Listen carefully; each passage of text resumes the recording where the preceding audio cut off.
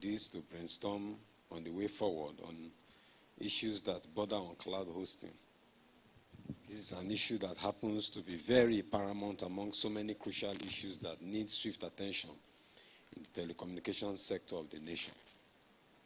Like I told you, I'm representing the CEO of Vintage Confluence, so I'll speak according to him. The purpose of this gathering is nothing other than to ask a question that needs a rapid response. And the question is simple. Is 30% growth in local cloud hosting achievable by 2024? And the answer is yes. Yes, it is possible with all that our speakers have unraveled here this morning. We have so many discoveries from all that they have said. And then we have so many notes to take. We have so many notes to take with actions. It is possible with NITRA, because we know that NITRA here is a very strong body in the aviation, in the telecom industry, that can always do the needful, at least to position the industry in the right and proper place to be. NITRA is more like the hand of a driver of the industry's vehicle. Anyway, we can't afford to ignore prominent issues like this at a time like at this crucial period when the need for technology-driven innovations have almost become the breath, or let me say, the live wire of business in the global village. To start with, what makes the global village? It is nothing other than technology innovations. And for the intentions of the global village to thrive, there is a dire need for reiterating and addressing the adoption of cloud hosting that we are talking about today, which now happens to become sacrosanct in the daily movement of data usage in the present global business world. As we all know, cloud hosting is a type of web hosting which uses multiple different servers to balance the load and maximize uptime instead of using a single server. Your website can tap into a cluster that uses resources from a centralized pool. This means that even if one server fails, another kicks in to keep everything running. Now let's come down to what we stand for in this technology revolutionary era. Vintage Confluence as a company has been able to explore the required technology innovations to solve the Bitcoin trading problems that formed the discouragement that some prospective investors and individuals struggled with over the years. What I stand to say here is that Vintage Confluence offer lightning speed transactions, taking just 10 to 10 minutes, 24/7, in regular circumstances. Now, we could do better if what we are discussing here today is achievable, which we know will be achievable by reason of this gathering. So we could do better if we find a more efficient web hosting system. This is the reason we embrace this forum, because it tends to address an innovation that calls for the achievement of speedy online trades. I'm strongly optimistic that 30% growth in local cloud hosting by 2024 is achievable. And when this happens, what do we expect of a company like Vintage Confluence, whose dedicated service depends on the quality of network efficiency for speedy response, communication to the need of our clients? For us at Vintage Confluence, we are a leading global organization that offers solutions to Bitcoin holders who need to sell their Bitcoins in exchange for instant cash in Nigeria and South Africa. We only buy Bitcoins anyway, we don't sell. So our company's mission is to provide traders with the most comprehensive web-based trading platform available with no hassle or verification. We are recognized as the most reliable, fastest, and cheap e-currency exchanger with collective experience dating back to the origin of Bitcoin. No other platform offers a mix of security with convenient transparency, trust, honesty, and customer service like Vintage Confluence does. We have been an active leader and certified vendor in the cryptocurrency industry since 2019. Vintage Confluence has been able to provide amazing exchange rates and quick execution of payment from small orders to large orders. This platform provides a seamless interface between the trader and Vintage Confluence as its vendor.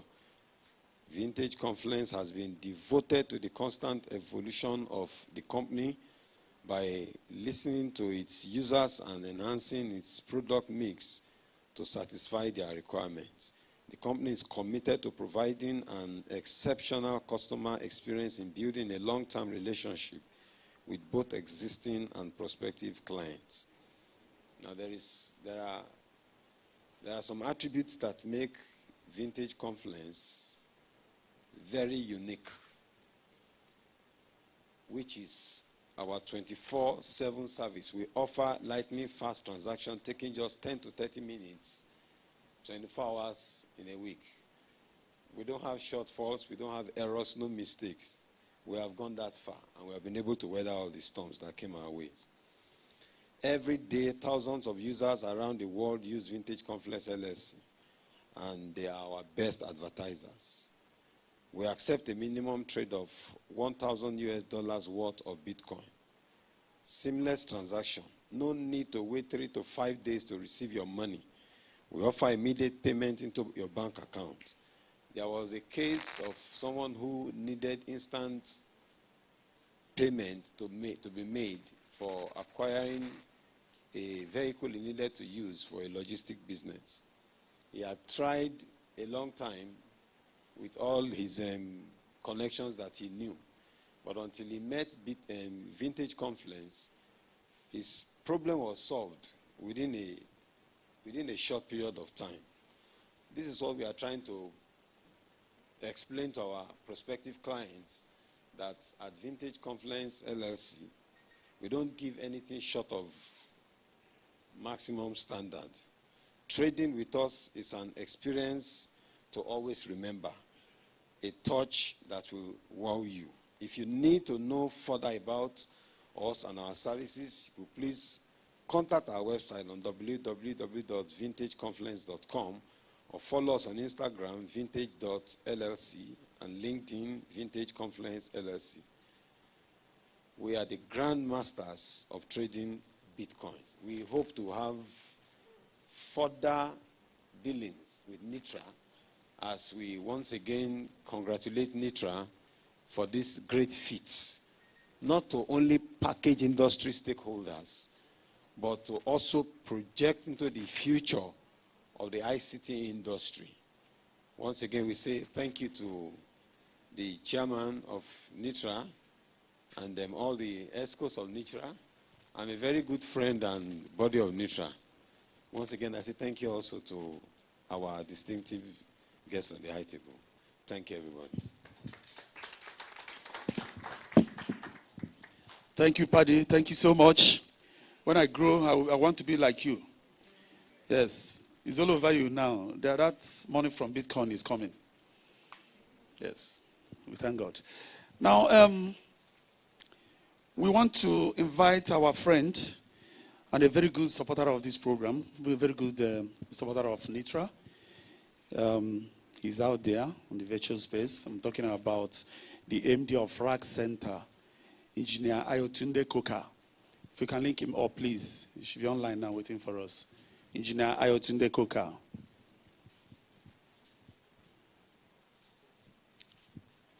Hello, Engineer Koka.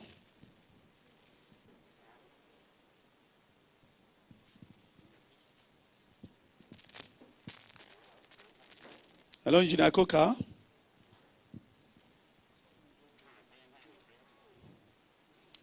Okay. Okay. Dr. Koka, are you there?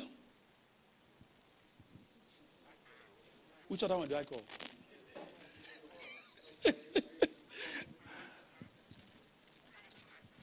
Engineer Dr. Koka, are you there? Okay, he's not ready yet. So we move on. Is he on? Okay, the engineers are trying to connect him. Please, patience. Okay, he's here. You're welcome, sir. Can you hear us?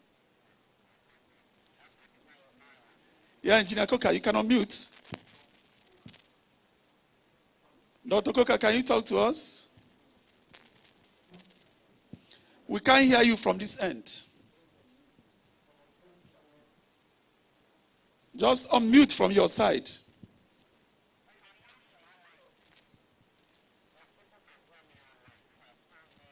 No, we can't hear you. Okay, we may have to get back to you later.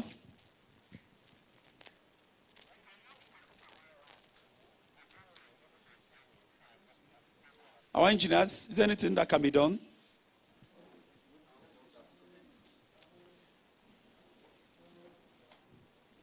No, the engineer is coming. Let's see. He's on mute? No, I've asked him that. Can you unmute, sir? Chidebere, can you just text him and tell him to unmute?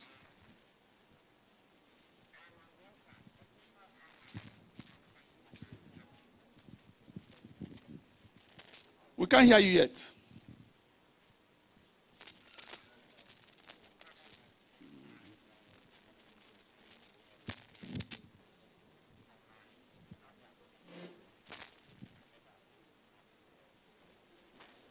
I think,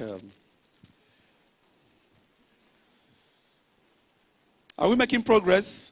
Our engineers?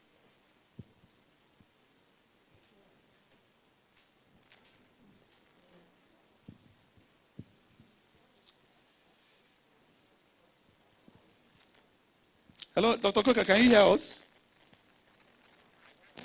Oh, yeah, but we can't hear you. We can see you, but we can't hear you.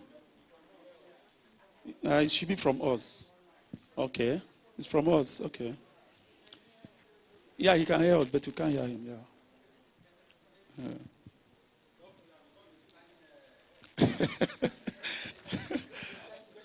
Yes.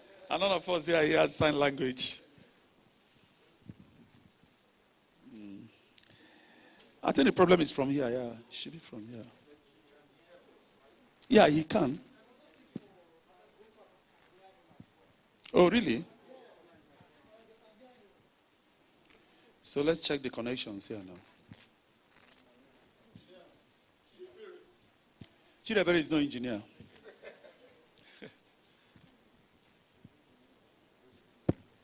Okay, can you talk silence, yeah? Dr. Coker?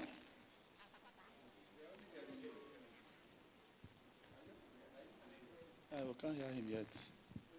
They're asking me here to tell him talk. But he can't hear us.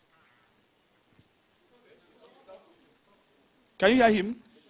Yeah, but it's faint.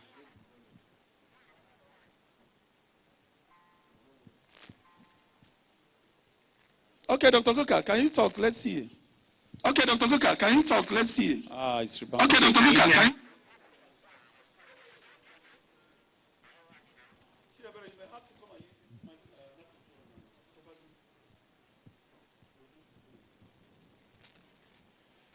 Sorry, sir.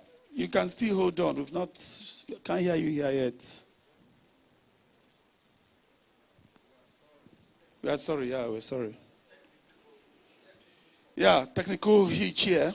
I'll go out and come back in just in case. Yeah, I'll go back and out and come back in just in case. Okay. We can hear you now. Oh, you can hear me now? Yes. Go ahead, sir. Fantastic. Please, a round of applause for Dr. Coker. All right. Okay. So you can go ahead, sir. Okay, excellent.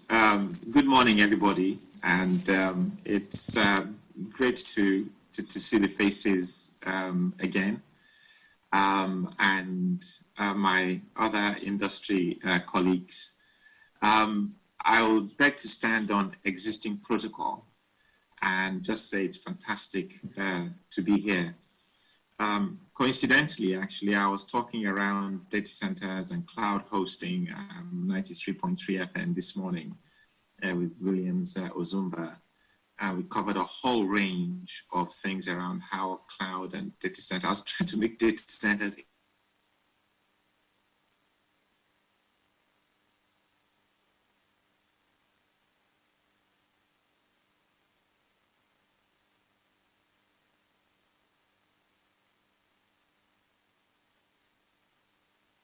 pinned. My video seems to have frozen, but I hope you can continue to hear me. You know, it's we talk about the diversification in Nigeria, and I would just like to build on what everybody has said and what we see as a growth in the entire data center industry. And really also an acknowledgement of the growth of sophistication of the insights and the reporting of the technology industry by Nigerian journalism. That in itself is increasing and improving exponentially with some fantastic thought leadership and great representation of what we are doing. And it's nice to see this really nice relationship between the industry and the reporters who really are also part of our industry. And I speak, you know, to individuals here one-on-one, acknowledging, you know, their contribution and the excellence of that contribution. So I would like to take this opportunity to really thank NITRA for what you do in the industry. Digital will transform Nigeria as well as democracy doing that. And cloud computing sort of democratizes in its own way access to computing, because the entry point to technology is significantly reduced. If you look at the numbers that we have, it's not just about Nigeria's own transformation, but Nigeria's part of transformation in terms of how we exist within the Africa free trade zone and free trade environment. We have over 150 million people connected to the internet at different levels of speed, but connected to the internet, right? It fluctuates 155 and so on. That number is higher than any country in Europe. Russia kind of comes, is the highest in Europe. Europe comes second to us. We're behind Brazil, and I think we're number 5 or number 6 in the whole world, right? In number connected to the internet. And we're on trajectory, actually, from what I see, to surpass Brazil in those numbers. We continue to have increasing broadband penetration. You know, 45% is kind of, you know, it's good to see it's a trend. It'll go up and down, but it's a trend. Technology continues to significantly contribute, an increasing contribution to GDP. I know tongue in cheek, you know, about a few years ago, I was saying, just watch how we'll see technology getting towards 20% of GDP. And I keep watching it with a little bit of apprehension, hoping that sort of assertion comes true. Maybe we'll even exceed it. And it looks like, actually, you know, we are trending in that direction. And we will contribute to GDP as a business, as a sort of, I guess, a GDP class in technology and media. It's adding media to it, because technology underpins media. You get a lot more media streaming, you get a lot more media in gaming, you get a lot more media in other activities here. And, you know, that drives much more local data hosting and the growth of data hosting. If you also look at actually broadband penetration in just Lagos is probably about 70%. I mean, that's some remarkable growth drivers. And we have about 45 million or so, 45 million MSMEs, each individually active, economically active entities of 1 or 2 in number of people, right? And that is even more than the population of many, many countries. I mean, just our MSMEs, I think, are about the population of the whole of South Africa, adults and children and everything. So you see, the growth drivers are growing. So it's inevitable that we will have the significant growth. And that's starting to happen. If you look at what we are doing, right now, we've been doubling our capacity.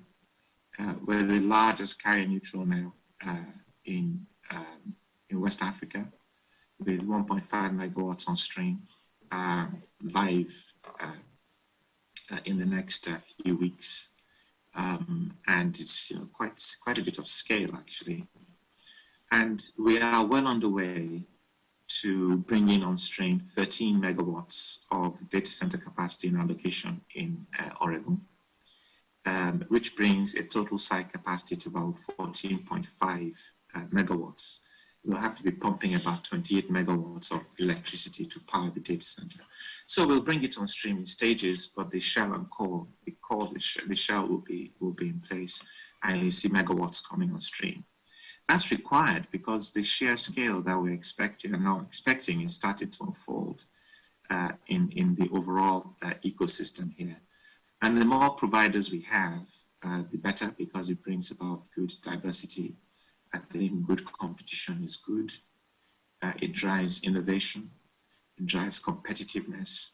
And we're determined actually to make Nigeria, and in particular the location we have in Lagos, the digital hub of West Africa, just by sheer quality of what we bring, and a fantastic ecosystem of, carriers, ISPs, all the undersea cables being connected to be part of that catalyst of digital growth. There are certain things that will cause data localization, apart from those growth drivers for the internet that I've talked about, right? Some very, very practical reasons, just, the usage of some of the applications here, be it Teams, be it Zoom, and so on.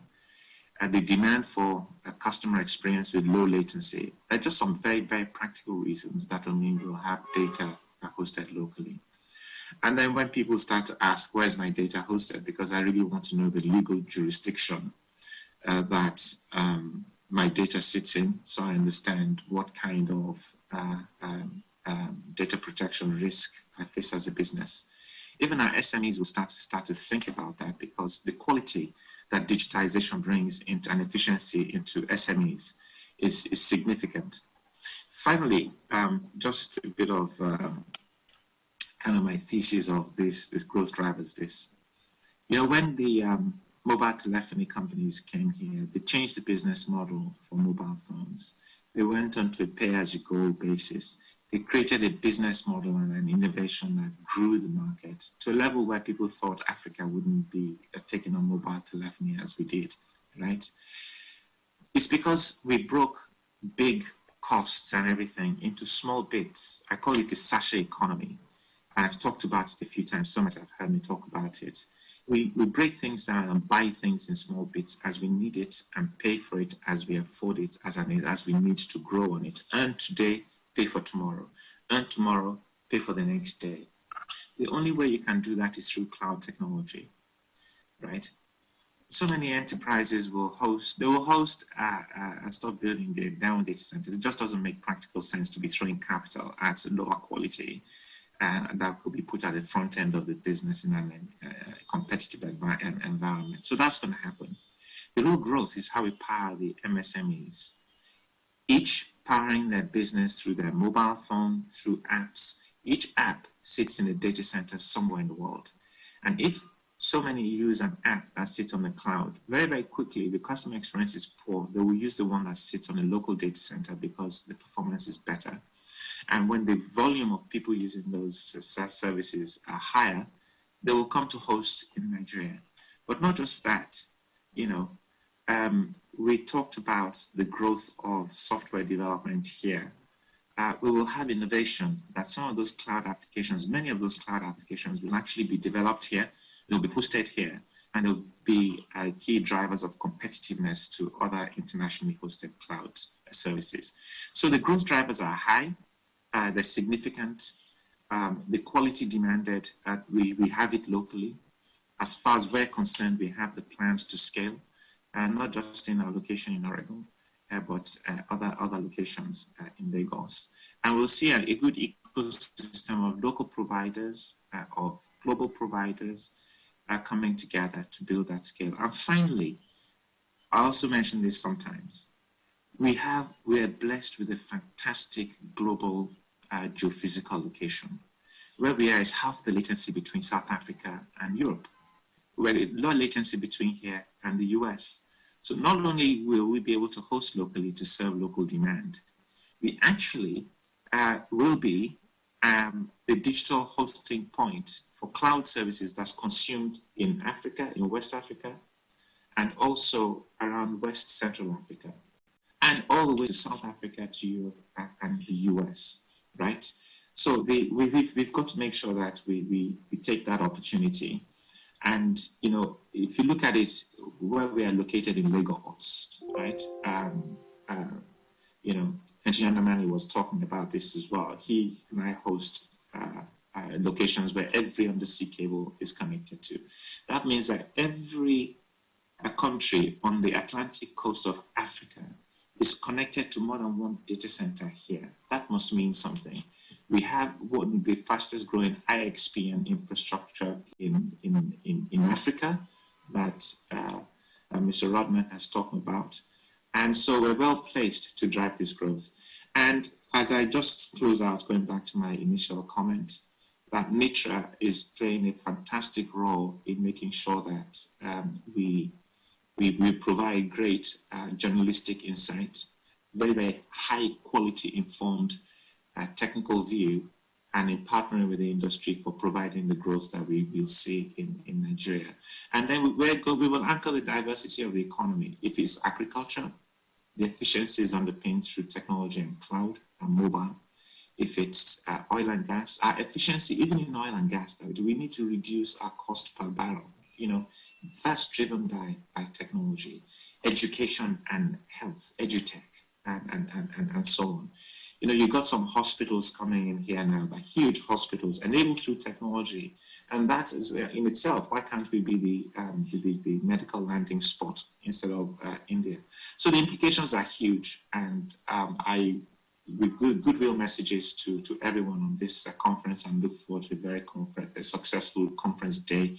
And I thank all our journalistic friends for pulling this together. Have a wonderful day. Thank you very much. Thank you so much, Dr. Koka. We appreciate you.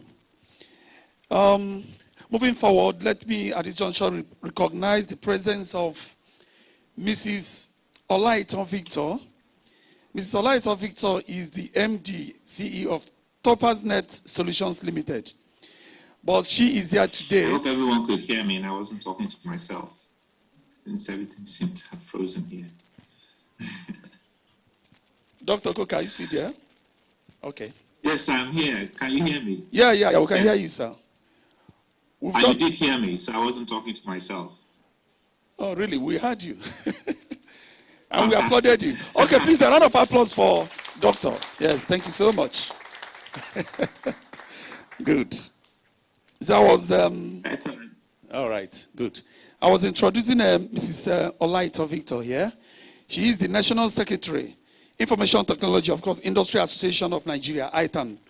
So she's here representing the president of ITAN, Engineer Tayo Adeniyi. Madam, you are welcome. You can as well come here now and give us your own good message and then have your seat somewhere here. Thank you. Please, a round of applause for her.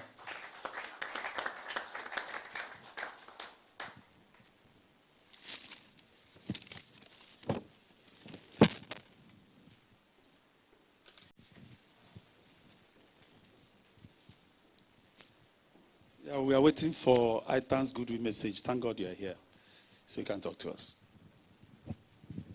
Good morning, everybody. Apology from the association for coming late, and all protocol being observed. Thank you to our Minister of Communication, Dr. Isa Potami, our DG, NITRA, Kashafu, and the organizers of the program, NITRA. My name is Mrs. Olaitan Victor, the National Secretary of ITAN. I'm representing our president, Engineer Tayo Adeniyi.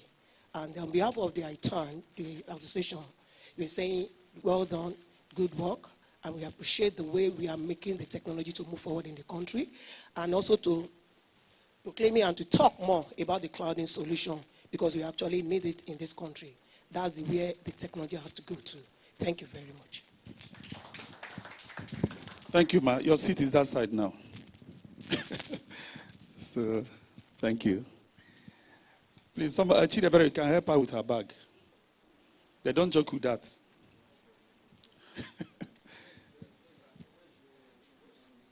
Huh? All right. Please, our engineers, I don't know whether you can link us up with Mr. Sheun Kosh of CWG PLC. I think he should be online now. Mr. Sheun Kosh, CWG PLC.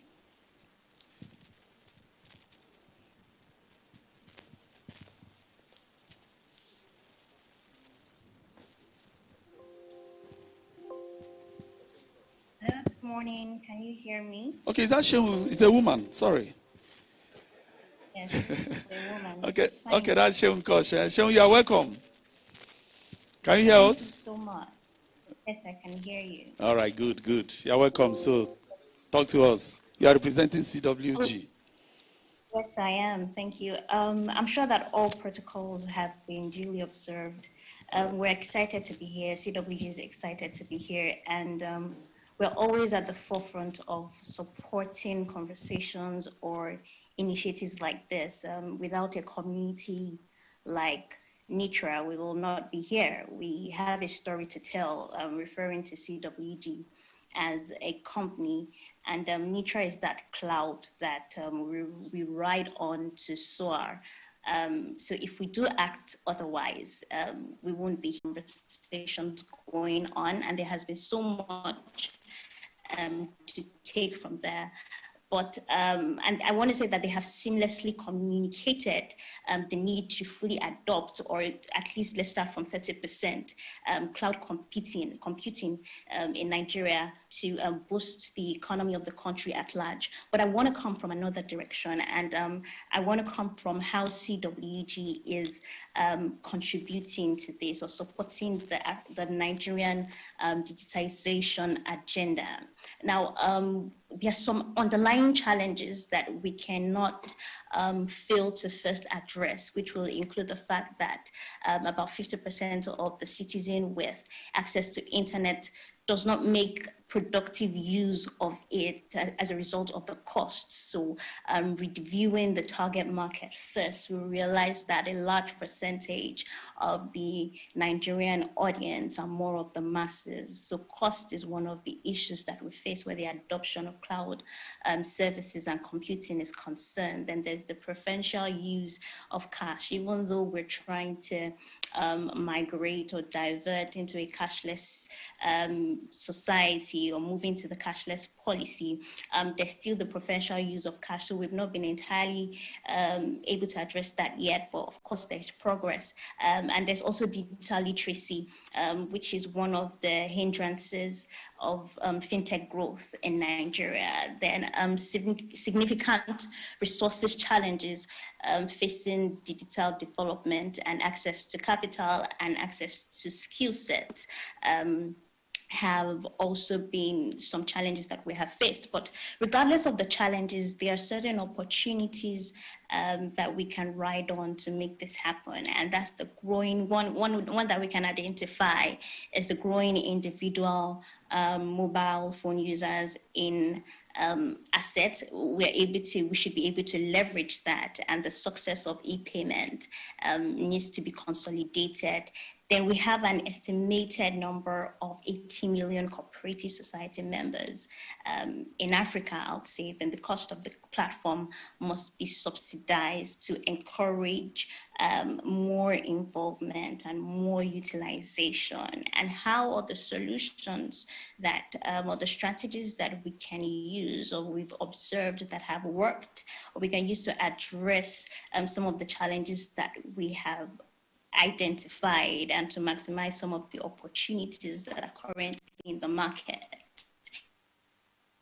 Includes one, financial inclusion. So supporting the financial inclusion objectives in Nigeria, then cost of acquisition. So we're seeking to reduce the cost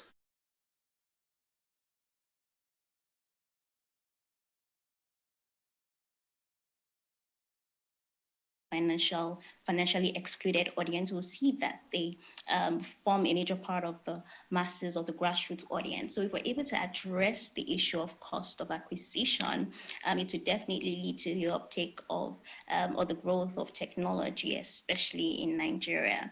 So yeah, we're working on ensuring that we reduce the cost of technology, digital economy, contribute to the digital economy objectives, then sustainable partnerships. So one of the, should I say, the promise that we ride on is connecting the world from Africa. And how we do this is to establish the needed partnerships, both within both local partnerships and international partnerships, to ensure that we have the right technology that will skyrocket Nigeria to that level that we need it to go, and how we've been able to merge all of this together and create will contribute to the end goal, which is to ensure 30% growth of cloud services, or 30% adoption of cloud services, especially in the Nigerian industry by 2024, includes having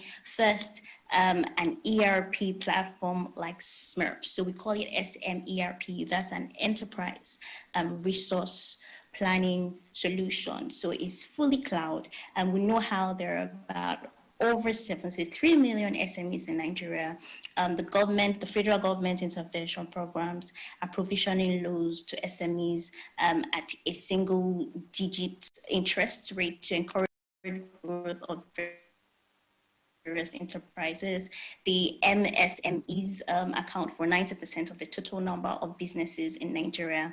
Then the MSMEs also contribute about 50% of the national GDP. So it's just saying that to make this work, to increase the rate of adoption of cloud computing services in Nigeria, a particular category of the market that we also have to focus on, excluding the masses, is the SMEs and the MSMEs as well. So what does this, or what's the focus first of this SME ERP that we have created? First, focusing on retail and online businesses, distribution and logistics, manufacturing and warehouses, professional services. So it literally removes the headaches that every business owner has, and some of the features we have included or infused into this service is including system, inventory management, performance management, customer relationship management, quality management, shipping and delivery, and so much more, to ensure that we champion conversations, especially where cloud adoption is concerned. Another one that we have gone to the books to create or produce or design is a bills presentment and payment platform. The e-commerce spending in Nigeria is projected to reach about $75 billion in revenue per annum by 2025. Projected revenue is projected to reach market volume of about $9.5 million by 2025. The Nigerian mean population age is 90 years, thereby creating this directly.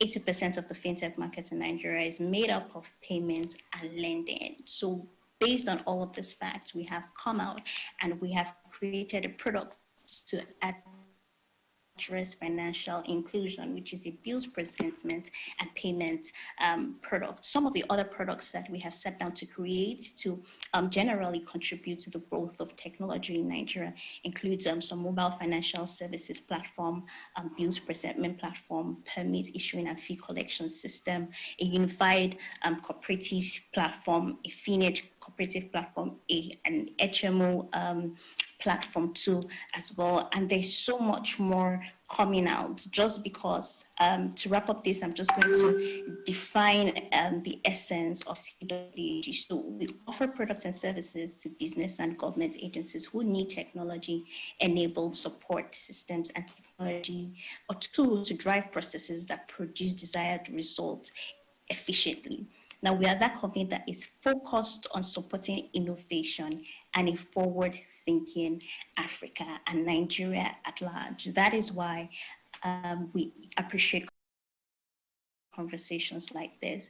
We're consciously working towards being a full part, an integral part of conversations like this. So again, I want to say thank you to NITRA for organizing this platform. We look forward to the result of the platform, of the conversation, the event, and we look forward to fully participating in the contribution of the end goal, which is to ensure that we achieve 30% growth in local cloud hosting by 2024. Thank you.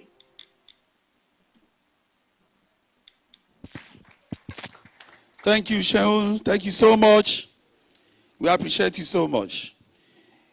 Okay, please, we want to round up this segment now by inviting the MD of CloudFlex, who is physically here present, Mr. Aderemi Adejumo. Please, a round of applause for him.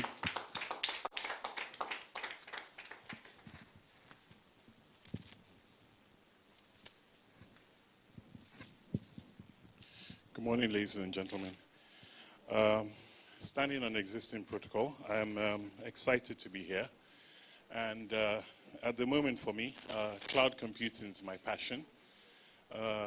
I've been working in this area since 2012, but I've worked in technology for over 35 years now. And it's something that I believe in the country, I believe in what we have, and I believe in what we can achieve in there. Cloud computing in Nigeria is worth between 100 million to about $450 million. And at least 95% of that is sent out of the country. So if you take those numbers and you take the depreciation of the currency this year alone, and you increase that amount, that tells you how much is being spent out of the country in this area. What's the impact of it? The impact of it is that you're not growing the country. Because if you had that money within the country, you would grow in terms of the education, grow in terms of business. Because for me, it's an economy. I mean, it's circular. As you spend within here, it's a knock-on effect to other people. As you spend out of the country, you're pushing the money out, and you're actually growing other countries rather than growing this country. That's what you find. This quote that I did an interview with one of your colleagues, and it was reposted on Twitter.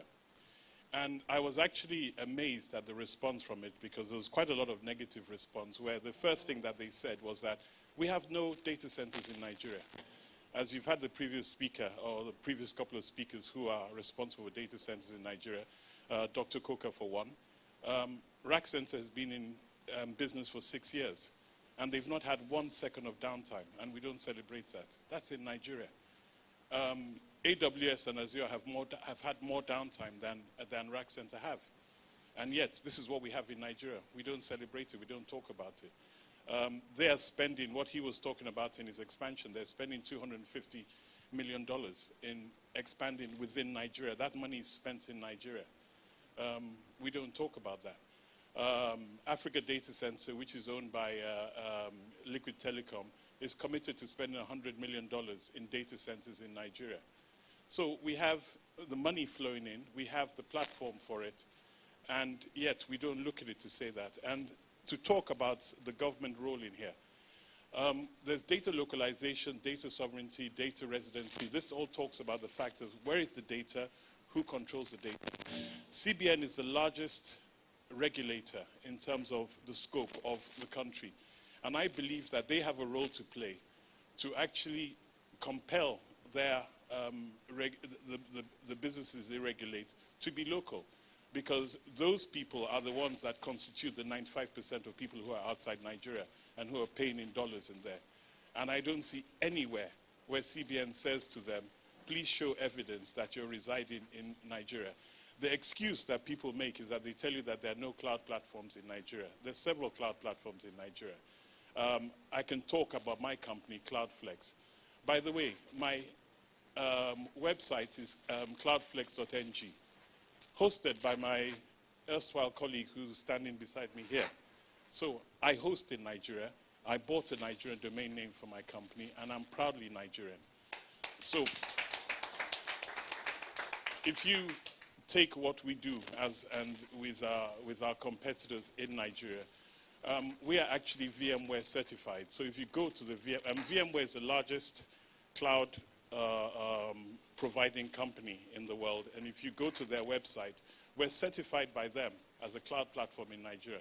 They recognize that we've built a cloud platform in Nigeria, and they certified us. We are the only platform, the only platform in Africa that are signed up with Cloudian. Cloudian provides block storage, so that means we compete against OneDrive, Dropbox, and everything. We have that capability in Nigeria as well. So there's so much that we have here, there's so much in Nigeria that is underutilized, and if we only utilized it, you would see that growth. And that growth has a knock-on effect. I mean, if I take a poll here of everyone here, I'm sure you have a child, a cousin, a nephew, a niece who's studying computer science. You're not giving them any hope if the money is not spent in Nigeria, because they're not going to be employed, they're not going to be trained, and they're not going to grow. And that means that that talent we have is not going to flourish. The only way the talent flourishes is by us having a conducive environment for these things to go on. And there's an opportunity there. You know, if you look at something, take all the best universities in the world, and you find that in every single one of them there's a Nigerian. Take everywhere where you have accolades. You talk of when people were talking about the new American president's cabinet and everything, there were Nigerians in there. You know, we are a unique people in terms of what we have. I mean, we publicize more the negativity than the positivity. But in terms of intelligence, in terms of know-how, we have it all. But what we don't have is the catchment to allow that to flourish, especially in our shores. So we find that we go elsewhere for that to flourish, and it's lost in the noise of the world. It doesn't, you know, resonate here because we haven't done it from the ground up. And it's no easy feat for us to build a cloud platform in Nigeria, for us and other people who have done it. But because we have the ability, we have the know-how, we've come in here to build that. And I believe there's so much opportunity for us to grow and to grow in-house, because that's what the business is. If the opportunities were not there, why would Facebook, Google be laying subsea cables to Nigeria if they didn't see the opportunity? They're spending hundreds of millions of dollars to connect into Nigeria because they want to capture that ecosystem that they have there. So there's so much there, and I believe so much in Nigeria, and I thank the previous speakers that have spoken, and especially the chairman, Mr. Rodman, for what he has done and what people are doing to push the Made in Nigeria and the Nigerian agenda. Because I believe that if we do that, that is where our prosperity is, and that's where our growth will be. And it's a knock-on effect. If we have more business in Nigeria, we're spending more in Nigeria, it's more in the taxes, it's more for the government. I mean, it shouldn't be lost on us that even at the moment, one of the biggest problems we have is not enough money in the government. But if we don't have an economy and we don't have a growth in the economy, they're not going to make any money. So I believe that there's a role for them to play in terms of the regulations to be pro-Nigerian. You see, what people do not know is this. The hyperscalers, and I'm talking of the AWS and the Amazons and everything, what they've done to us in Nigeria, they couldn't do to South Africa, they couldn't do to India, they couldn't do to Russia. For them to do business in those countries, they had to build their infrastructure in those countries. But we don't have the enabling sort of legislation to them to say you cannot operate here if you don't have a presence in here. And that's why they are able to get away with it, and that's why we see that capital flight. And people don't understand that. So it's not just a case of me saying, come onto my platform. I welcome the competition. I welcome the fact of more in Nigeria, because that competition, that reside in Nigeria creates that awareness. Because again, there's not that much awareness. And if I, again, take a poll of, say, how many people have heard of Cloudflex? We've been in business since 2016. We are selling, I think, well over 250 virtual machines. We have over 25 companies. I think there are 4 major companies who have turnover in excess of $1 billion who are sitting wholly on our platform. And all their business with us, they trust us, that their data is with us and they're comfortable sitting on us. So I think we are a significant presence in the country, and we're doing quite a bit in terms of that. And yet, that awareness is not there, and I think there should be more of the awareness. And I thank NITRA for an opportunity like this so that one can speak and say, hello, we are CloudFlex. We have a local cloud company. And by the way, we sit in 2 data centers. We sit in Rack Center, which is a tier 3 data center. We sit in Cloud Exchange, which is a tier 4 data center. And before the end of the 3rd quarter, we'll be sitting in the Africa data center, as I mentioned before, which is Liquid Telecom, which is going to be in the Eco-Atlantic as well. And we have a very aggressive plan to have a presence not only in Nigeria, but also in Africa, because I believe Nigeria is a leader in Africa, and it should come from here to the rest of Africa, not the other way around. They talk about the fact that the cloud market in Africa is $1.7 billion, which predominantly sits in South Africa, Kenya, and Nigeria. So when I quote a figure of 450 million, I don't quote that in vain.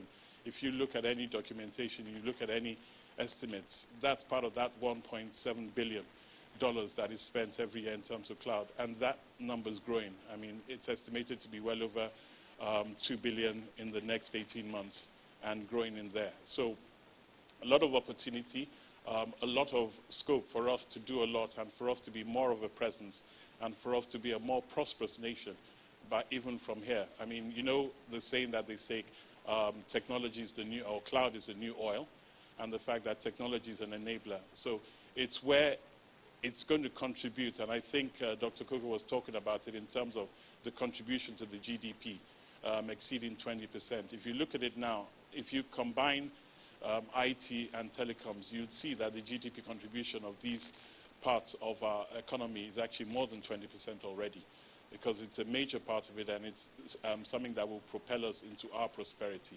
And believe me, we do need that prosperity in Nigeria, both for our numbers and for our well-being. Thank you very much for the opportunity.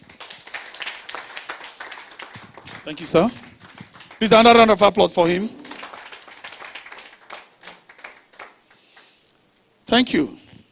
For now, I don't think we have any other goodwill message coming in, but when we get, we want to relay that. So there's something we want to do that is not actually listed in the program of events we have there. It's not as if we want to take you by surprise, it's just that it was omitted, but we want to do that now. Over time, we've been talking about having an industry or association or a beat association magazine. And at last, the much-awaited NITRA magazine is out. And so we are going to officially unveil it today, but not launching it, as a matter of fact. The launch will be coming up much later. Today, what we are going to do is to unveil it officially, and then we take it off from there. The NITRA magazine. It has a name, of course, you see the name by the time it is unveiled. So I want to invite to this place now to help us unveil the magazine, the representative of the NIDA DG, or rather the NIDA DG himself, Malam Inuwa Kashifu Abdullahi, who is ably represented here by Mrs. Chioma Oke Agogo. Please a round of applause for her. Please a round of applause.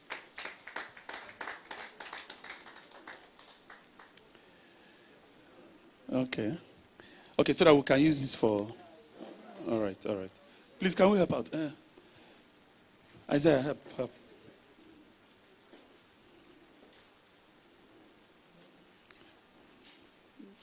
Okay.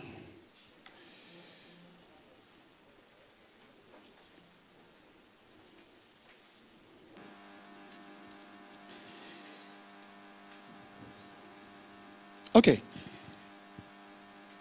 They'll be joined too by the chairman of NITRA, Mr. Chike Onwebuchi. And I think every other person on the high table should queue behind them and please help us officially unveil this magazine. Thank you.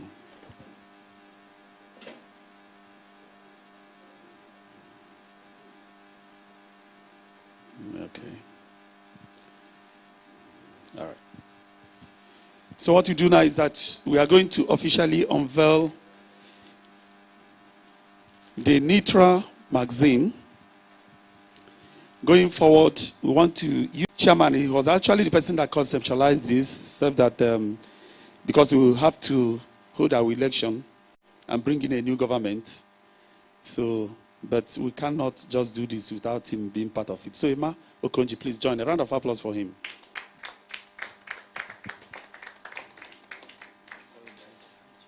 Hi, Chief Emma Okonji. That's what I said I should be calling you now. He's no longer the cardinal. Okay. So, yeah, we can do that now.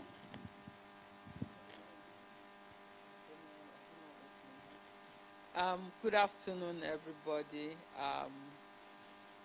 On behalf of the DG of NITRA, Malam Inua Abdullahi, it's my pleasure to unveil this magazine, the NITRA magazine. We don't know the name, so we'll probably have to see it to know the name. So may I? The Technology Echo.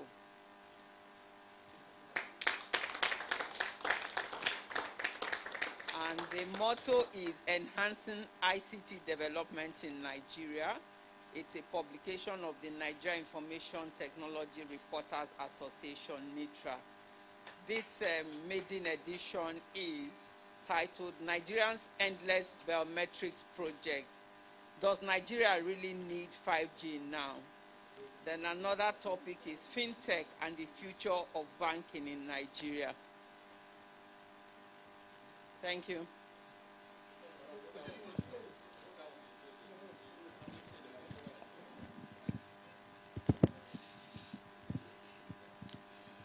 So that's official unveiling of NITRA Technology Eco Magazine. Beautiful. So going forward, we'll be getting very incisive write-ups, analysis, commentaries from our very good professionals here who will be writing from time to time. So we've done that now, and we thank God. It's a successful thing. So you can go back. Thank you so much. God bless. Please, a round of applause for NITRA. No, take it. They should take to their... Madam, take your copy and... Yeah. No, not now. Not now. Thank you, sir. Yeah. I beg, no. Okay.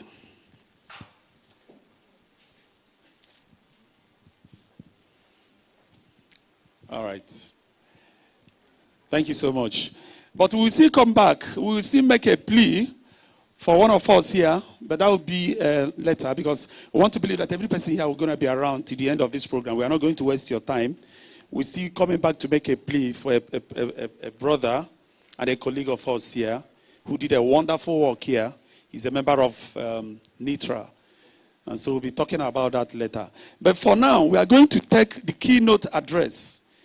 The keynote address, which is going to be presented by the Director General of NIDA, National Information Technology Development Association, Agency, in the person of Malam Inua Kashifu Abdullahi, who is ably represented here today by Mrs. Chioma Oke Agogo. Please, a round of applause for her as she steps in here to give her keynote address.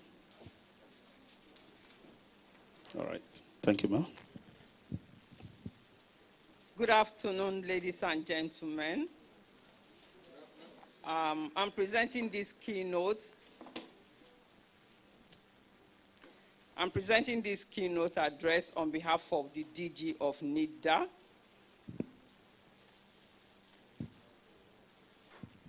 Malam Kashifu Inua Abdullahi, CCIE, at this NITRA Technology Forum being held on the taking place on Thursday, 27th May 2021.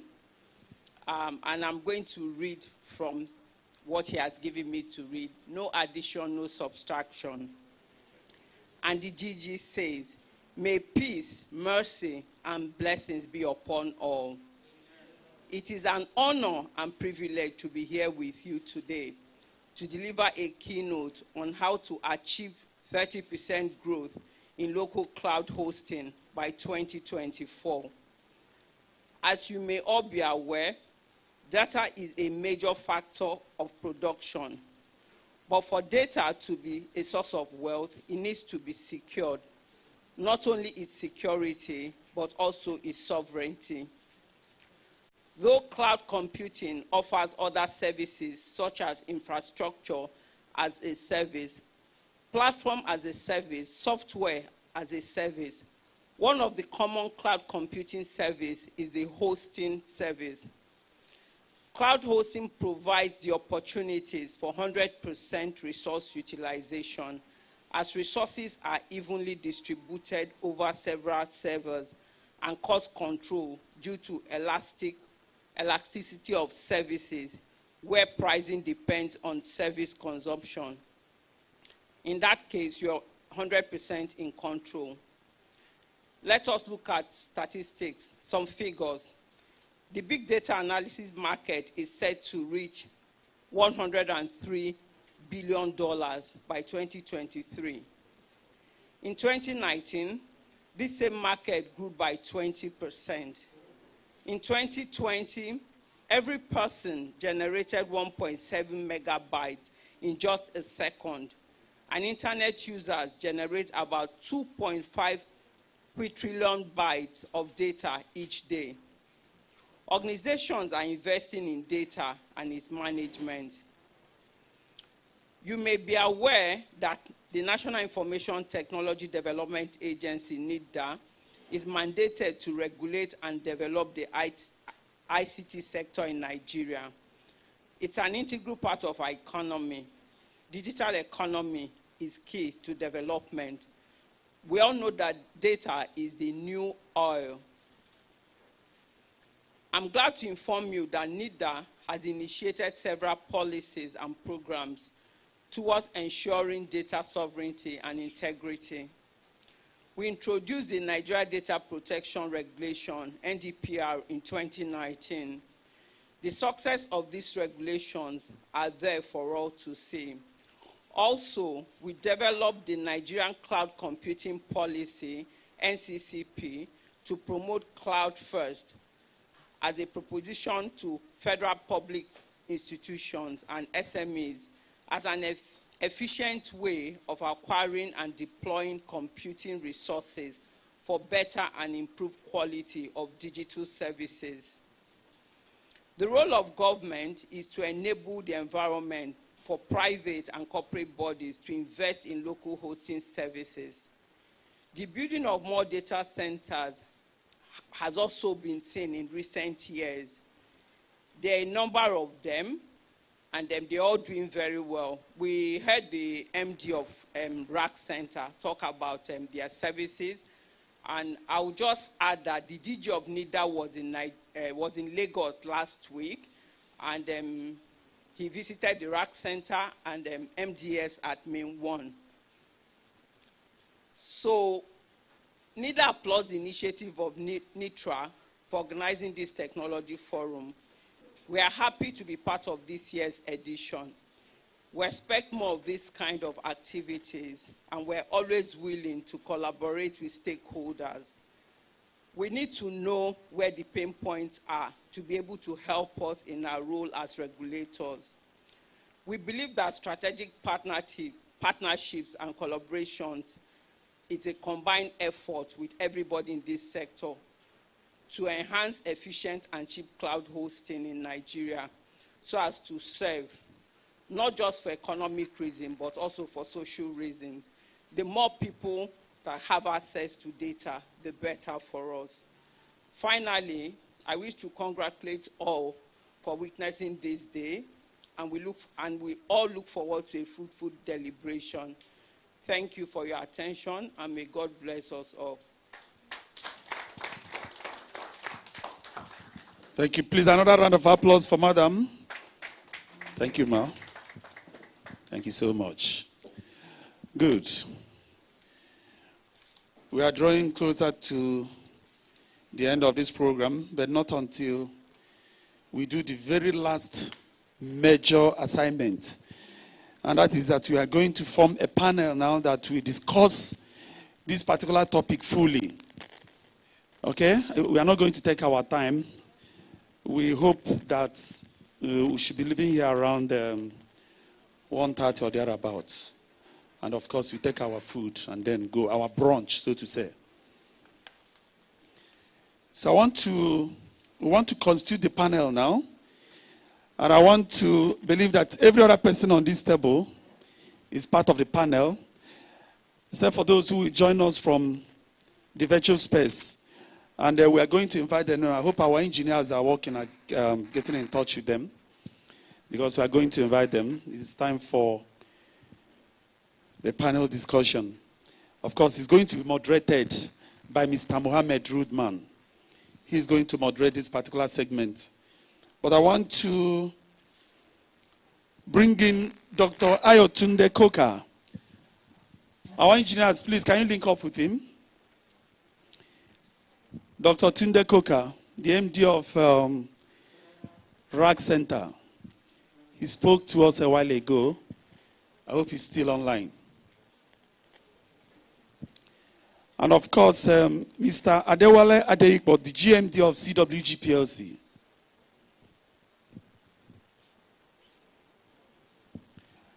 I don't know whether Mr. Iken Naman is still online. He's supposed to be in the panel as well. Mr. Aderemi Adejumo is here. Mr. Toba is here. Madam Olaiton is here. Patrick, you're equally going to make a contribution when the time comes, depending on what Ruthban asks you. And of course, Madam, you are here representing NIDA. You presented the lead paper, so we expect that you join in the panel. Please, are we reaching them? Chidebere. Okay, they are here. Okay, Dr. Koka is here. Dr. Koka, can you hear us? I can hear you very well. Can you hear me? Oh, yeah, you can hear you. Thank you so much. You're welcome. That's the panel session we are coming to now. We want to get the other people connected as well. Mr. Adewola Adeikpo of CWG, have you gotten him? Are we in touch with him? Eh? Okay, Sheun will represent. Please get Sheun Kosh.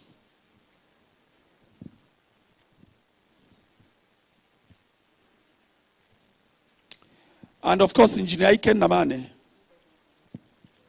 If we can get them, please, so that we can start immediately.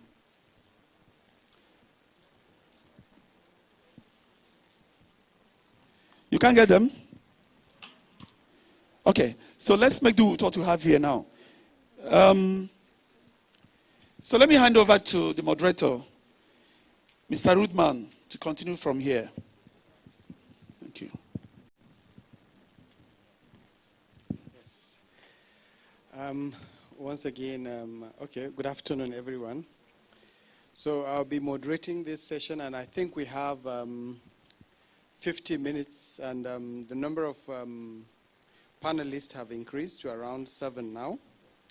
And so many things have been raised. We have heard of the huge potentials of local hosting and how much money is actually going out of this country. And some of the people mentioned the underutilization of even the submarine cables and the data centers. How do we create demand drivers to use such services? So, for example, there was a saying now that we have eSIMs. So, how many phones are eSIMs capable? 4G networks. Most of these networks have put 4G capable networks across, but unfortunately, the end users do not have the necessary device to use it. So, my what I intend to do now, considering the sheer size of these panelists, so that we can wrap it up in 50 minutes, is to give each of the panelists maybe 3 to 4 minutes, to discuss what do they see as the real challenges, why Nigerians are not adopting the hosting of their data locally, and prefer solution to those challenges. So I think each person can just take 1 or 2 of those challenges and see how they can address them. Because some of us here, we have diversity. Some of the panelists here are data centers operators. They will give us the angle from the data centers. Some of them are cloud service providers. Some of them, like Hugo Host, are actually registrars of NITRA that are selling domain, and they are also providing hosting as a service. So we can hear their diverse views when it comes to this localization of our traffic, so that at the end, maybe when we have a communique and we can circulate, so that we achieve the 30% additional increase in terms of our hosting of our local data. So if I may, let me start from Dr. Ayotunde Koka, since he is online and we have it right now available. He's my elder brother, by the way, and a good friend. We've been advocating for this for a long time. So, sir, what do you think is the major issue why Nigerians are not really hosting their data locally and including government? And what do you think we can do to solve that issue from the angle of a data center operator? So you have like 3-4 minutes, please. Did you get my question, sir? Okay. Yeah, yes, I got your question. And can you hear me? Yes, yes. Fantastic. It seems like there's a bit of a lag on the line. And my brother is saying, great to see you today. Yeah, the challenges, some of it is historical. As people kind of sleepwalk into using cloud services that are hosted abroad, and that's sort of how it's happened. Also with hosting, less hosting abroad actually than using cloud services. Some companies host abroad, and where they've had problems with latency, it's just a practical thing. Now we have the quality, and we have the scale, and we have the track record that is as good as anywhere else in the world, in Nigeria. Then it starts to really attract the hosting. So it's not an overnight thing, and it's an awareness thing as well. So the more we create the awareness, then the more the understanding is there. But I think to myself, my God, how many years do we have to spend creating this awareness? There's more to do.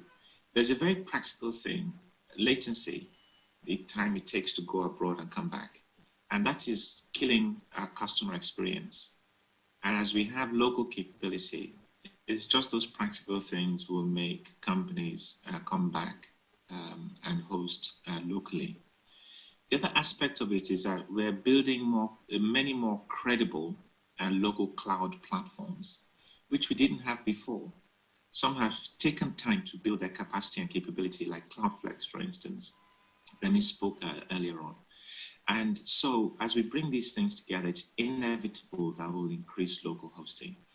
And with that inevitability is what we're seeing in the demand that is making us increase capacity locally significantly. As I explained earlier on in my goodwill message, the growth drivers are there. DG NITRA came to RAC Center during the week, as I mentioned earlier on. And I said, we need to drive that awareness, encourage people to understand the hosting locally, and make them also understand the issues of sovereign data. I mean, you can enforce it, you can it's legislated, you can really enforce it and so on. But when all the dynamics come together, naturally people will adopt it. And I think that's what's going to happen. But we need to keep dialogue and discussions and stuff like this going on, continue to maintain world-class capability. And I think it's inevitable we'll localize more data.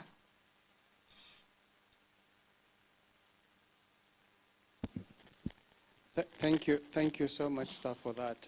And that's why I think with NITRA organizing this event will give it a major boost, and it will be in the front burner, especially when you are talking about the awareness. And I hope that all the NITRA members here will continuously carry the flag, because most of the people are not actually aware that there are world-class data centers that are tier 3, tier 4 certified locally, and therefore there is no that awareness. So please, members of NITRA that are here, let's keep pushing. So mostly is awareness, and I totally concur with you on that, sir. But along the way, you mentioned legislation, data sovereignty, and NIDA has now the NDPR, they have the National Data Cloud Policy. I think I will now reach out to the government representative here. To be honest with you, substantial part of government data is not yet hosted locally, and I think government should lead the way, in terms of localization of our data for our own data sovereignty. So what is happening really with the government side? We have beautiful documents that are actually not implemented. What is really NIDA doing when it comes to that 30% target and towards the 2020? Or what can we do as an industry to support NIDA to ensure that government data is actually localized, because they need to lead the way on this. Yes. So my sister, yes, Chuma. Yeah. Thank you, Mr. Chairman. Basically, the discussion for government. Basically, the discussion for government is same as in private sector, as in MDAs are being engaged. We talked about is a mindset thing, is an awareness thing. So it's not, you're not going to wave one big stick, and get them to do it within a particular period of time. So NIDA is actually engaging MDAs on it. The former DG, who is the current minister, was very passionate about it, and the current DG is also passionate about it. If you remember, we had the same issue about procurement in the IT sector for public sector, until NIDA said you cannot import unless there's nobody producing locally. So NIDA started the clearance thing for the IT procurement. So it's the same thing that NIDA is doing, engaging MDAs to be able to tell them that we have capacity locally, so we need to do this for us. And now the ministry, there's a digital economy part, so that's what economy is money. So how are we going to make money from this if we're going to keep patronizing people outside Nigeria? Thank you. Thank you for that intervention, my sister. So, my brother, you raised $450 million, right, being wasted. And right now, Nigeria is the key driver when it comes to entertainment. We have a lot of Nollywood videos. In fact, most of the DSTV channels are running 24/7 Nollywood movies with so much content. We have organized companies like Iroko TV that has a lot of content, because Nigerians are really good consumers of entertainment content, and that's why we are producing a lot. We are leaders in terms of that in Africa. And also the music industry is flourishing. The media houses, all of them that are here, the Punch, the channels, and the rest, are not really doing much when it comes to local hosting. And you have a beautiful infrastructure, a cloud service provider, one of the leading in terms of that in Nigeria. What do you see as the main challenge? Why those entities are not really adopting? What stops Iroko TV, for example, from coming into the country? Is there a way government intervention can come in to support that so that they localize? Is it awareness? What is really the issue? Is important for all of us here to learn, what is really happening and what can we do to change that narrative? Okay, I hope I can give you a picture of this in about 4 minutes, but I will try to do that. I'm big on stats, and I have a lot of stats. So let's talk about the entertainment industry. If you look at it, Nollywood is the 3rd largest film industry in the world. but it is underutilized, underfunded, underappreciated, under everything. And I'll explain what I mean by that. The only way you see Nollywood today is that if you look at it on DSTV, Roku TV, Star Times, Go TV, and things like that. But guess what? That only accounts for 5 million of Nigerians. 195 million don't have access to it. If you want to see a Nollywood movie, you have to go to YouTube. You can't get on YouTube unless you buy data. Less than 5 million Nigerians buy data, so they're not included in there. So one of the things we're trying to do, and I'm part of a team of what we're trying to do, is we're trying to get 190 million people to have cheap access to be able to watch these films. We don't have it today. We have the platform, we have the know-how, but the infrastructure is not enough, so we've got to design something that can ride on our existing infrastructure to do that. And if you look at it, Netflix in Nigeria has only got 40,000 viewers. Netflix has 5 accounts per view, and I reckon that in Nigeria it's 10 accounts, because I mean many people have come to me to say, oh, can I have your Netflix account? So, and I know a lot of people share their accounts, so at least 10 Nigerians. And the reason for that, please understand it, is because of the cost. If you look at it, Nigeria is a country of a GDP of $2,000 per capita. If you look at America and other places, even South Africa is $19,000 per capita. Europe is $40,000 per capita. The top of Europe is $60,000 per capita. So there's a sort of huge gap in terms of that. So when you look at it, we have to provide the cost that is commensurate with the earnings of this country, and you would see that growth in there. And we have to be pointed in there to say, let's provide a platform, let's provide something for Nigeria.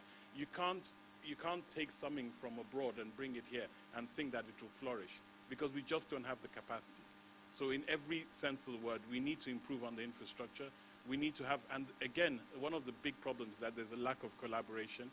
And to address something that was said before, I feel that NITRA with NDPR needs to have teeth. NDPR doesn't have teeth. I'll give you an example.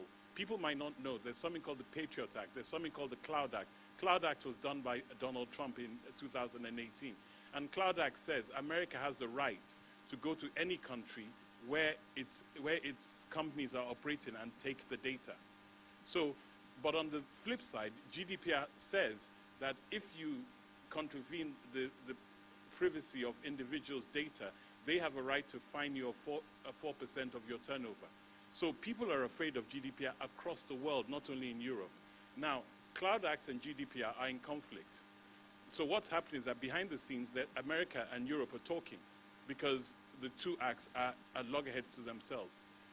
Why don't we have teeth? India, Russia, you can't do what they're doing in Nigeria, so you can't go to India or Russia and host their data outside of their country. And it's not a police state, it's not anything there, but it's saying the money that is spent, we want it spent in our economy because we want to grow our economy. We don't want that money prospering in other economies. One of the people that are quite brutal about it is China. You would not find any Chinese company on any other cloud platform than Chinese cloud platform. You look at the history of it, go and look at what they did with Uber. They pushed Uber out because the sheer volume of people and the sheer revenue that comes from there, they wanted it in China. They didn't want it elsewhere. And easily they could have grown the American economy if they didn't put laws in place to say China for China. We need to do Nigeria for Nigeria. Excellent, excellent intervention in that. And the key thing here is actually accessibility and affordability of data. That's the concern. And to be honest with you, it's a chicken and egg scenario here. If you don't localize your data, you can't reduce the cost, because you still have to go through the submarine cables that have been laid all the way to US. So we have to find a solution to ensure that, look, the data comes back first, then eventually the cost will drop, and then it will not be accessible to the masses. A lot of people that have access, we have 150 million people already online, but most of them are actually not on broadband. Only, I think, 40% of that are on broadband. And even those that are on broadband is the affordability cost. You are watching videos online, is really expensive to stream. So, but considering the current situation we have in terms of the number of unemployed in Nigeria, which is almost, is it 38 percent or thereabout of unemployed citizens. That is a huge segment of the population. You're talking about 60, 70 million that do not have jobs. So it's quite huge.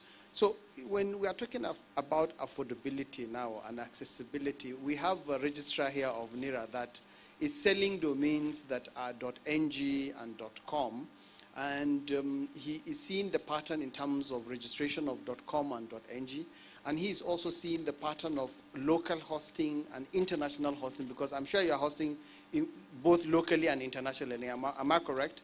So from your own perspective, because the end users sometimes do not have a choice, you as the hosting provider can decide to give them either local hosting or international hosting, because as an end user that needs the services for a domain, they don't really care. What they want is just their domains to be up and running.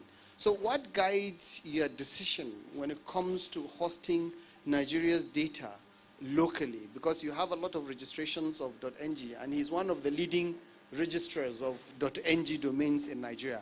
So what prompts you to host locally? What are the challenges, and how do you think it can be addressed so that eventually all .ng domains can be hosted locally? And there are some initiatives also that NITRA is doing with CAC. Maybe you can also discuss that.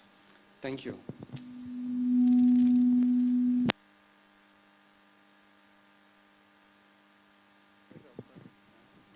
Okay, sorry, because of feedback, maybe I'll stand. Thank you so much. I'm not here as CEO of Ughost, but I guess the question is addressed to me as such. Okay, so we're a hosting company, and primarily we offer what we call web hosting or shared hosting, which means that we have a server with multiple users hosted on it, okay? And then we also offer cloud services to customers that need something more than just the small hosting or web hosting. In our history, we've attempted to move locally, fully locally. In fact, about 3 years ago, we went around all the data centers in Nigeria. We're comparing costs and what it takes. And what we found as at then, about 2-3 years, we're at Rack Center, we're at MDX, we're at even CWG, and I think we're at Medallion. We found out that, I mean, a lot may have changed by now, but we found out that as at that time, the process of hosting locally was very complicated. So the data centers will tell you that we'll give you power, we'll give you bandwidth, or we'll connect you to providers to provide you bandwidth. But you would be responsible to bring your servers, you'll be responsible for this and that. But when we speak to international providers, they will tell you that, you know what, don't worry about servers. Just tell us what you want and we'll do everything from you, from the beginning to the very end. You just pay the money, you get the service, and you continue from there. So that level of complexity made it very, very difficult to choose a local provider. So the local provider will tell you that the best that they can do is try to connect you to somebody who will buy or sell servers. The guy over there will tell you that you don't even need to buy the server. We'll rent it monthly. Because buying the server comes at a huge cost, right? And that means that that's a lot of investment. So I made this comment before, and it's a comment I think, and I do understand that it should be a very, very easy and straightforward process. I think that that's one of the things that discourages a lot of people. Not everyone wants a cloud solution. Some people need, maybe because of the heavy weight of work that will be done, they need dedicated servers. And for us, that was one of the things that kind of discouraged us. So in our case, we give our customers options. For now, the only time when we give our customers options for local cloud is for customers that specifically want cloud. But for our general shared hosting for now, it's still hosted outside the country. We're still hoping that we'll get to a time when we can work with a provider that can give us exactly what we need and give us options.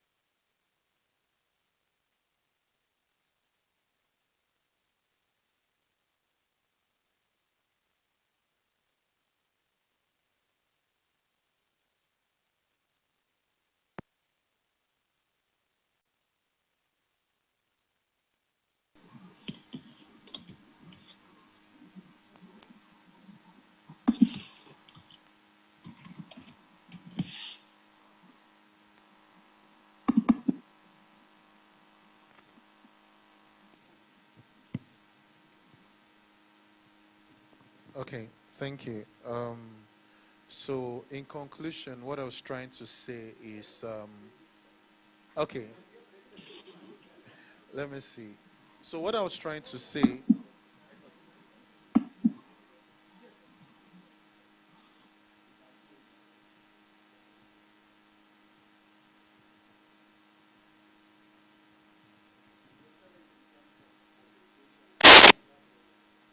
okay, what I was saying earlier is that one of the challenges we have faced is the lack of options.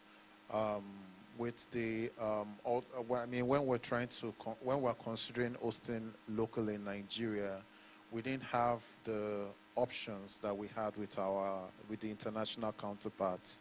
The local data centers were telling us that we had to, speak with someone who will help us to get our servers.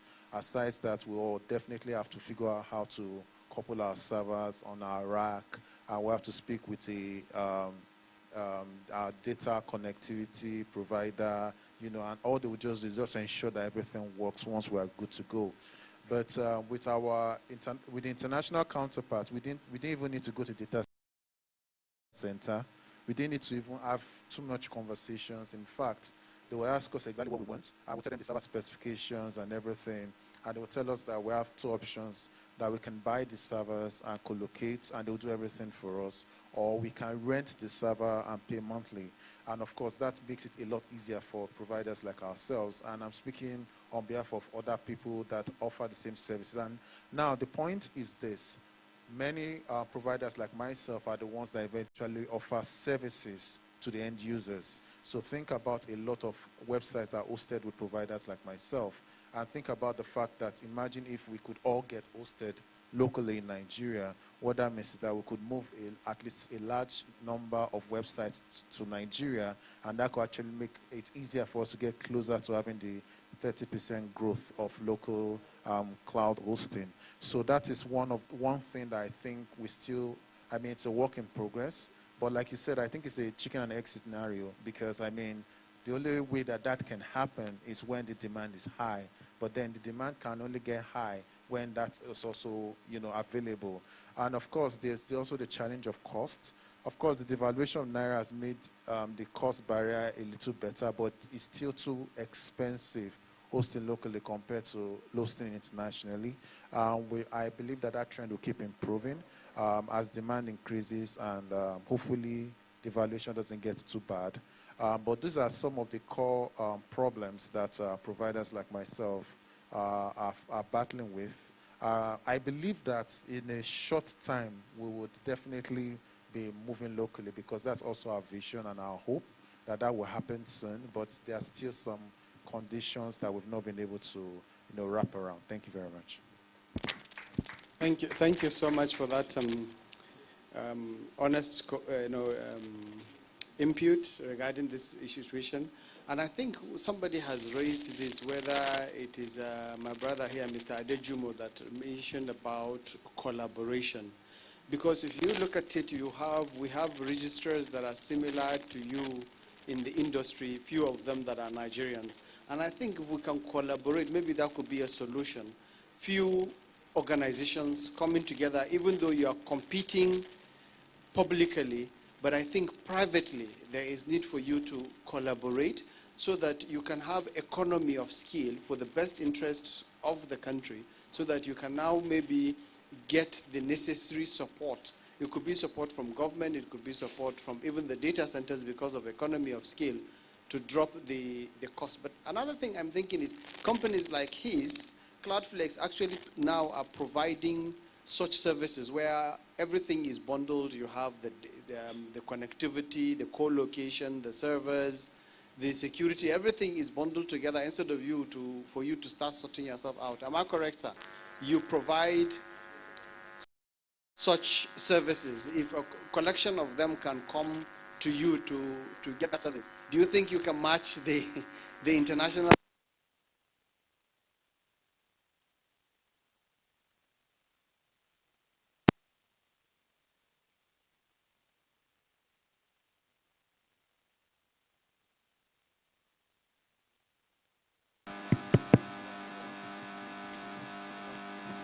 it's cheaper here than abroad. What Toba was talking about, and the key thing he's talking about, is the fact that he wanted dedicated servers.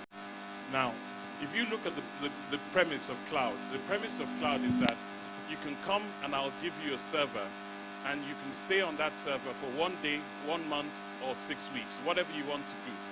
And you're free to go when you go.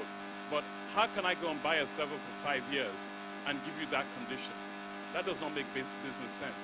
And the reason why they can do it in America, we can't do it in Nigeria, is America has long-term money in Nigeria is 5 to 7 years, which doesn't make sense. That even if I went to a bank to borrow the money and I said, I've bought this server, put it here, because look at what cloud is. Cloud is an economy of scale. That's what cloud is all about. I've got a platform that I can put people on, so as you leave, somebody else is coming on. If I take a machine and I have a Google host comes and says, I want one machine, Google host is free to go. So if they take a machine from me that I have to amortize over 5 years, and in 18 months he goes, how am I going to amortize the rest of that? So Nigeria does not have that capability, because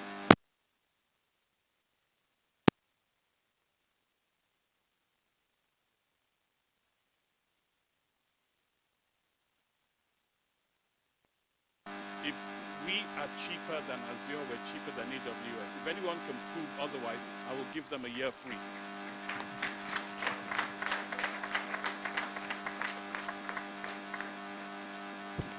Fantastic. So even though with all the financial challenges, access to capital, high interest rate, you are still able to beat it down to be globally competitive. I think this is really commendable. This is really commendable. And as an organization, as NITRA, I think what we will do, we have a registrars forum. We'll bring all the various registrars together. Maybe you need to come and talk to the registrars. Let's see if all of them can collaborate. But we need to change the paradigm by taking the right action. I think we are almost out of time because of all the breaks that we have. We have only 2 people here that I have on my left and on my right. Though they are not into the hosting business or in the hosting ecosystem, I don't know if they have 1 or 2 things to say before we open up questions to allow the audience for questions. Do you have anything to say, my sister? Okay. CloudFlex, thank you very much. You have a point that for the cloud system, I know Azure is expensive, but for the AWD, I'm sure they're a little bit. But there's a question I want to ask, because our clients, even in the financial institution, they are having doubt about the cloud system in Nigeria. Why? Banking system, they don't like, when it comes to connection, they don't like using public address to connect. Some of them prefer VPN, and some cloud services don't have such.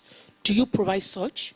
VPN has nothing to do with us. Everybody provides VPN. So, just to give you a background, I worked for 4 years in EcoBank. I headed infrastructure. I was responsible for the amalgamation of EcoBank and Oceanic. So I know what the bank needs and what is required in there. VPN is a provision from anybody. We have Fidelity Pensions on our platform. We had Titan Bank on our platform for 6 weeks. Because they bought computers and they needed a platform, and they didn't have their servers hadn't arrived. So they were on our platform for 6 weeks. We are able to do that. So if you want to come for a month, come for 6 weeks. That's the whole essence of cloud. There's no long-term contract. That's the selling point in there. So VPN is there. VPN is basically a direct connection between your premises and the data center, which means that nobody can hack into you, nobody can affect your data. And that's what we have. We had First Bank Mortgage was on our platform for 2.5 years. They've just moved to a new company and they decided to have their own platform. Kwesi TV, which was, they announced, Strive Museveni, who's the African billionaire. His platform was with us for 2.5 years. iFlix and Kwesi TV, even with their engineers in South Africa and Zimbabwe, they were working on our platform, and we work closely with them on that. There's nothing that you will get from anywhere that we don't have here. The difference is that there's far more granularity in America simply because of the needs and because of the development of the economy, that people need various things. Just to give you some tidbits of information, Apple sits on AWS. They don't have their own platform. LinkedIn sits on AWS. Zoom sits on Oracle platform, but they're moving back to AWS. So if you look at it, that's the way it works. And just like Mr. Rodman mentioned, we don't have enough collaboration in Nigeria. If we had a lot more collaboration, we would save a lot more money, we would make a lot more money than we're making. And I tell you something, please do the maths. If you're sitting abroad, this year alone, the currency has depreciated by 40%. You cannot tell me that with the 40% depreciation, I am costing more than what you're paying in dollars. It's just not possible. We need to, it's a simple maths for you to do, and you look at those numbers and you see what's possible there.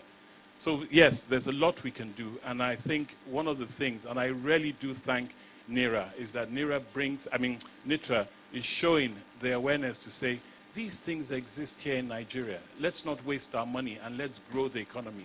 Because when we grow the economy, it affects every one of us, personally and professionally. Thank you. Thank you so much for, Thank you, sir. that good intervention. From here, we are going to go to the audience. If you have questions, please, to the panelists, you can specifically mention the panelists you're asking the question to, or you can just direct it to all of us collectively, and we'll be able to see how we can address it. And okay, I don't know, Mr. Tunde Koka, are you with us? He spoke, but I don't know whether he still has any intervention. Yes, I was very much with you. Yes, can you hear me? Yes, we can hear you. Can you hear me? Yes. Okay. I just build on what Remy said. We benchmark our pricing to global quality for quality, and we're competitive, And if we want global quality here, then, it's comparative in pricing, or actually more competitive sometimes. So I think also with respect to, who go host hosting locally, let me speak to my team. As a combination of, we have like bare metal providers, we have, the more Cloudflex is successful, the more they'll take up more footprints, the more we are successful. We just provide pure co-location. But then many providers have different flavors that are actually complementary sometimes to provide the local capability. And if we don't patronize those local capabilities, where are they going to get the revenues to co-invest and invest going forward? So I think we really have to push to make sure that even if it's not available locally, then let's show that the demand is right there, and investment to make sure that it's available for consumption locally. Thank you, sir, for that. So further emphasis that the pricing is competitive, the quality is the same standard across the world with the Nigerian data centers and the international players. So questions, please. Yes, let me recognize Mr. Emma Okonji. Emma, you have to come here, please. This one. Oh, you can take this mic. All right.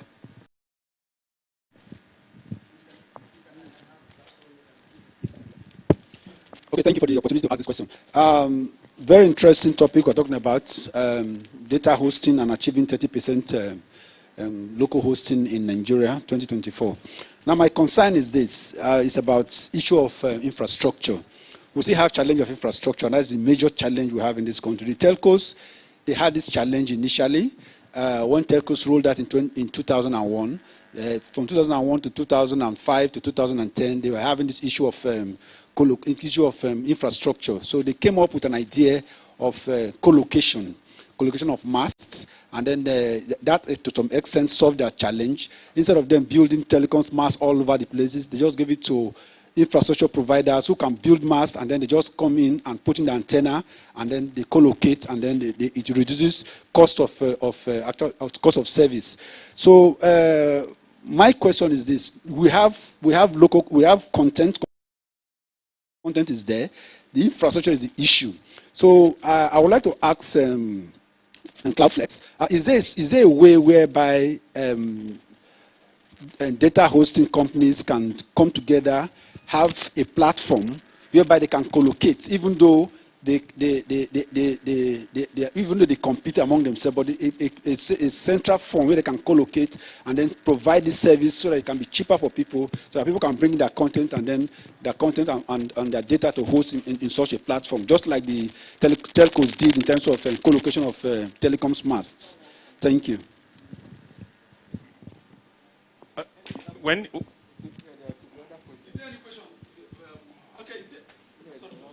Question for him for CloudFlex, so that he can answer the whole thing once. Eh? Okay.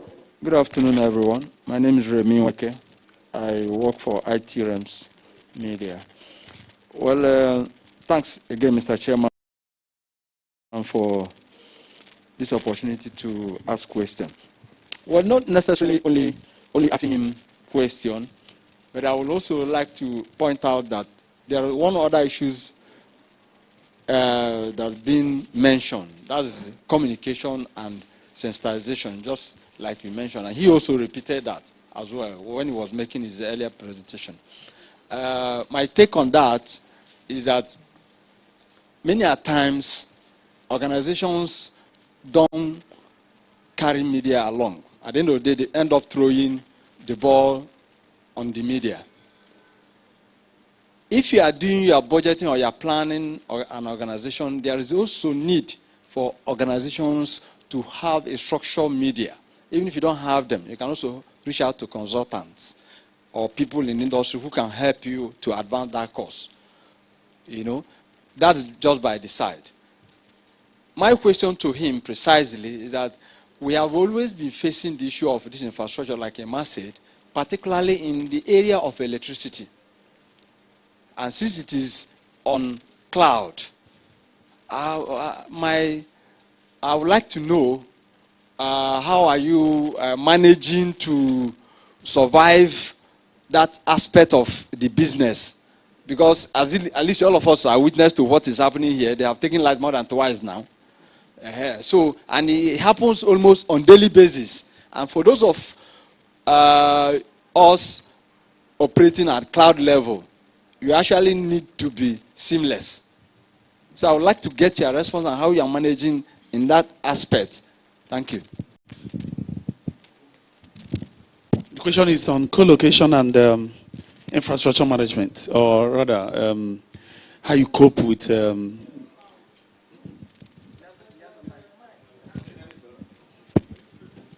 I was waiting. Okay. For him? Okay, let him take this round first. Sorry, to answer the first question about content, I'm going to reveal something that people might not know. The telcos charge you the same amount, whether you're fetching the data from America or you're fetching the data from Nigeria. That is a big problem. They need to separate that. Mr. Rodman mentioned it, saying that if there was more local, it'll be cheaper. But they're not doing that at the moment. They're charging you the same amount. So if you fetch the data locally, it's the same amount as abroad. I don't want to spend too much time on that. That's one of the issues. Second issue, when we talk of the 150 million people, or we talk about the 40 million or broadband and everything, the reality on ground is that 3/4 of Nigerians cannot afford the broadband. So i.e. to stream and watch movies, even though they do it. I'll give you an example. My driver will buy 500 of data. He will switch it off. He wants to send a message, he switches it on, send the message, switches it off. He wants to manage that 500 to do that. So I don't call that buying data. What I call buying data is if you pay a monthly subscription for the data. And I'm saying there are less than 5 million people out of the 200 million Nigerians that do that sort of thing. And those are the people that are able to go to YouTube, Iroko TV, and all the other things. Look at the cost of DSTV. DSTV costs you a minimum of 10,000 naira a month. How many people can afford that? On a GDP per capita of $2,000? It's less than 5 million. DSTV only has 200,000 subscribers. It's not more than that. So when you look at those numbers, you realize that if you want to get to the 100 million, my view is that the price point is 500 naira a month. Flat rate. Give people 500 naira a month to watch Nollywood, and then you will get 10 million, 20 million people watching it, whether on their phone, whether buying a tablet, whether using some device on that. We don't have that now. And the other thing is that the infrastructure from a telco point of view cannot carry that. If you remember when we had the lockdown, everybody was sitting at home. It was chaos in terms of communication. It took a while before there was an adjustment and you could communicate, whether you wanted to use Zoom, whether you just wanted to use the internet. Because there was a shift in the normal usage, the infrastructure couldn't carry that. So those are where the challenges are. Talking about electricity, it's a really good question, but people don't understand something in there. Data centers has an economy of scale. So I'm familiar with Rack Center. I'm not a representative of Rack Center. I'm just familiar with Rack Center, so I'll talk about Rack Center. Rack Center has not gone down for 1 second since they started. And I believe, and Dr. Koka can correct me, I think they're not even on grid. But the thing is that there's an economy of scale. So what they've done is that they generate their own electricity. But because of the sheer size of what they're generating, they're able to deliver it at a cheap cost, where customers like me can afford to be on there and still give an affordable price. That's the way we are able to do it. So, and that's if you look at the characteristics of data center, that's what the tier 3 means. Tier 3 means that you have redundancy on power. Tier 4 means that you have N+1, so you have redundancy of the power. That's what you have. And these data centers in Nigeria do this to an international standard. It's not to Nigerian standard. So it's not just a word of mouth. People come and test that, and they make sure that they're that before they get that certification. And that's the certification that Rack Center has. Because people came from abroad to say, do you do what you said? Is it done? Are you doing it? And that was what was done for them to be certified. And that certification means that if they adhere to that, then they can give us 100% power 100% of the time. It sounds strange, but that's what's able to be done. Clap from Excellent intervention. But I agree with you that most of the big telcos are not really passing the cost. For example, at the exchange point, it costs less than 50 naira per Mbps, which is very small if you're taking large capacity compared to maybe $8 to $10 that you buy. You know, the difference between maybe 3,000 naira to 50 naira in terms of local traffic. Local traffic costs 50 naira, the international traffic costs 4,000 naira. Why some of them are not really passing that is because of their own operational cost. If you look at the operational cost of a typical service provider, almost 40% of that cost goes into electricity, co-location, and the rest. Then they have salaries that they need to pay, rent, and the rest. Then the cost of bandwidth in terms of their total operational cost maybe is only 10 to 15% of the cost. So even if you waive the entire cost of bandwidth, you give it to them for free, there is a level of drop in terms of the cost to the end users that they can provide. So the solution to this is not really the big telcos. I have been advocating for smaller service providers across the country. We are in Abuja, in Port Harcourt, in Enugu, in Kano. We are seeing, for example, in Kano, emergence of smaller service providers coming in as community networks to provide cheaper internet access. Because they are connected to the internet exchange point, in Kano, for example, 60% of their traffic will now be local. Because 60% of their traffic is local, only 40% will go international. And because they are a local community ISP, they will be able to give it at the lowest cost possible. For example, in Abuja, when we started, there were no single content provider. Later, we have the Google Cache. Right now, we are in discussions with Facebook to see how they can go to Abuja. And eventually, the idea is in each of the 6 geopolitical zones, you have some data centers, you have some major content providers that are connected there. Therefore, new, smaller service providers will emerge that will provide services at a reliable, reasonable cost to the end users. But honestly, even with that, the prices of data has been dropping, my brother, and all because of the localization of data. But it would not drop to commensurate to the level of the price of the localization, but rather based on other factors that that contribute to their operational cost. I said, let me just explain further what you just said. So, any other question, please? Yes, we have a lady here. And then 3 questions. 3 questions. We are done, please. So we have my brother here, and then the last person. Good afternoon, everyone. My name is Ramat. I'm with NITRA. I kind of found this question quite interesting, but I don't know if you really addressed it. I think he was asking if those rack centers in the industry, if they can share the physical infrastructure, like the racks you install in your data centers. Can you have like a virtual sharing on it? I know it's going to be funny because we're not talking about, we're looking at maybe things like a Google Cloud and AWS. Are they doing that? I'm trying to think in my head, but what he's asking is there a way you can do a virtual sharing, like have just a physical infrastructure, and yourself and your competitors can kind of like share it? I don't know if that was addressed. That's the question, yeah. Yes. That's actually the question. Yeah. I'm coming over. Yeah, thank you very much, sir. My questions are very simple. Let me start by directing the first question to our guest from NITRA. Yeah, I think there was a discussion, there was a point that was made that some of the MDAs are not hosting locally.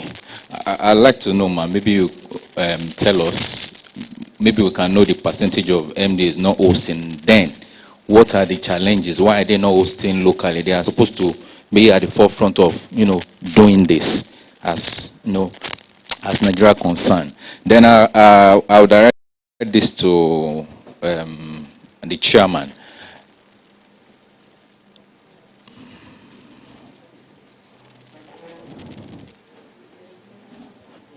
Okay, sir. I will direct this to you. Earlier in your speech, you gave us some statistics which I want you to expatiate a bit further about the 40 million annual saving, and then you talk about some operators not on the network and some outside the network, and some things around those figures that you actually rolled out earlier. Maybe you can talk more about that. And then, sir, Cloudflare, sir, you also talked about that we have about $450 million cloud, the worth of the cloud investment in Nigeria. I'd like to know, sir, is that public or private? And then maybe we'll talk more on it. Thank you very much.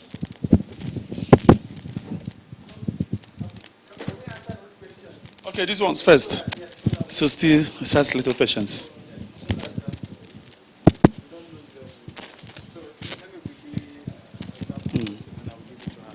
Okay, so my sister from NITRA is already given almost all the data centers. They are there as a co-location providers. So anybody that wants to come and take a space, you want to take a rack, you want to take half a rack, they will just give you that cost. The challenge, what the other speaker mentioned, was that he doesn't want to come and take a rack, then buy servers, then buy connectivity from the internet service provider, all just because he wants to host a website. And that has been his problem. And there are other solution providers like Cloudflare now. They don't own the data center. What they do is they go to the data center, take one whole rack, put servers inside, virtualize, get connectivity.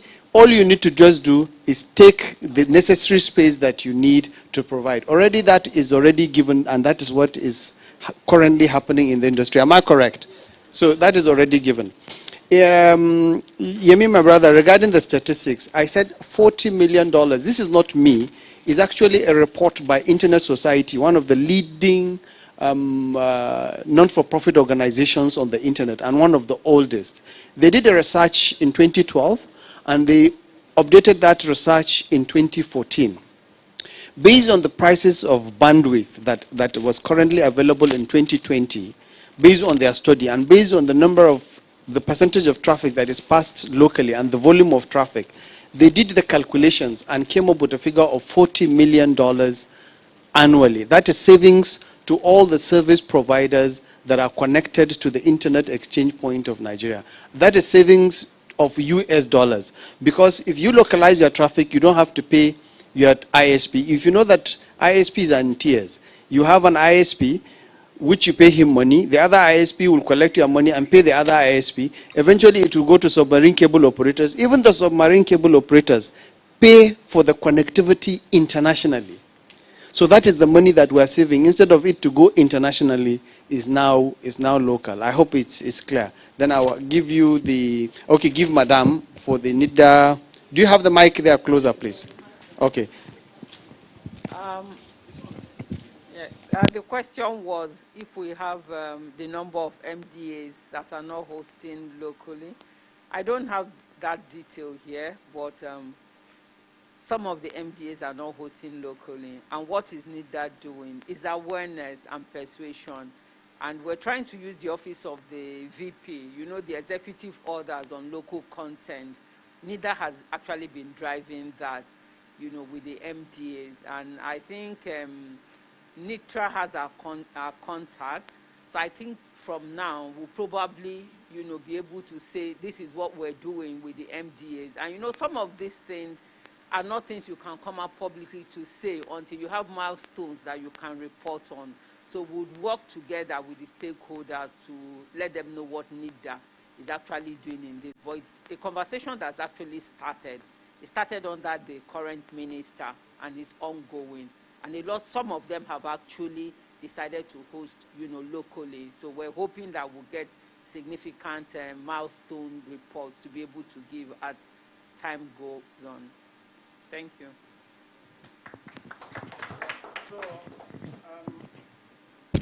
I was just, someone asked about the numbers. I said 450 million is spent on cloud, and I said 95 to 90% of that is outside Nigeria. That's both public and private. It's just, I'm talking of mainly the hyperscalers, so Azure, AWS, and Google Cloud. So that's where most of that money goes. AWS and Azure accounts for over 65% of the market in the Western world, excluding China. Like I said, China does not allow their businesses to host outside of China. So that's where those numbers are. And that 450 million is part of the 1.7 billion that is spent in Africa. The majority of the rest of the money is in Kenya and in South Africa. So there are a lot more data centers in Kenya and South Africa than in Nigeria.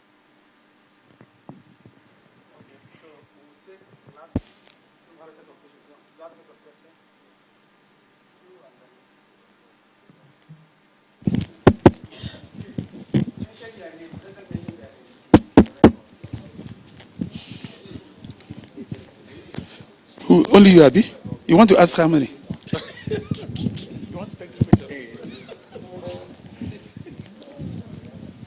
All protocols are observed. Clifford Agugesi is my name. I write for Cyber Era NG. My first intervention is to NITRA, and I listened to the Vice President talk to us about the number of persons that have signed on to the NG.NG. So just tell us, by way of clarification, what NITRA has done or is doing to ramp up this figure, and if the acquisition quotient on the part of the adopters is on the increase by your estimation. Second intervention is to the MD of CloudFlex. Sir, thank you very much. You have a very fine name. If you hadn't gotten CloudFlex, I would have asked you to consult me to help in the name, but you already have a good name, so I congratulate you on this. If my reading of the admixture in the name is right, does this translate to cloud flexibility? If your answer is yes, sir, in what aspect are you seeing this flexibility? And to round off my question to you, what is the level of collaboration between and among ecosystem players like yourself? Lastly, to our chairman, our amiable chairman, my question has been partly answered by the CloudFlex MD, the electricity aspect. But I'm looking at energy, not just the electricity. As we transition to be able to achieve this 30% in cloud adoption, do we have any clear-cut energy transition plan? I wasn't quite comfortable when CloudFlex MD mentioned that Rack Center has its own energy infrastructure. Couldn't it have been better to have collaboration along this line? Somebody mentioned it earlier, but I want it clearly explained. If people like Dr. Yetunde Koka, like 3 of them or 4 of them who really believe in themselves, coming together to collaborate on energy, it could have been better so that at the end of the day, the southward movement of pricing would be better achieved than one person carrying that heavy load. And to round off finally, sir, my challenge is on the management of energy generally. With what is happening in the metering system, there's a lot of confusion there. So even if we go into a grid system, we still have a challenge of corruption. People not doing the right things at the right time, and some persons not also seeing the right things done. So which is better, and what can be done to make sure that industry's aspiration in this area is guaranteed in the shortest possible time? Thank you very much, sir. I think Clifford has practically closed this session. So he has done all the questions now. Sorry, I just want to ask this question. I'm a IP broadcast engineer, and I want to ask this question, the interrelation between the media and the IT. I want to ask, is there any future plan? Take for instance, now you want to do a live broadcast in Abuja.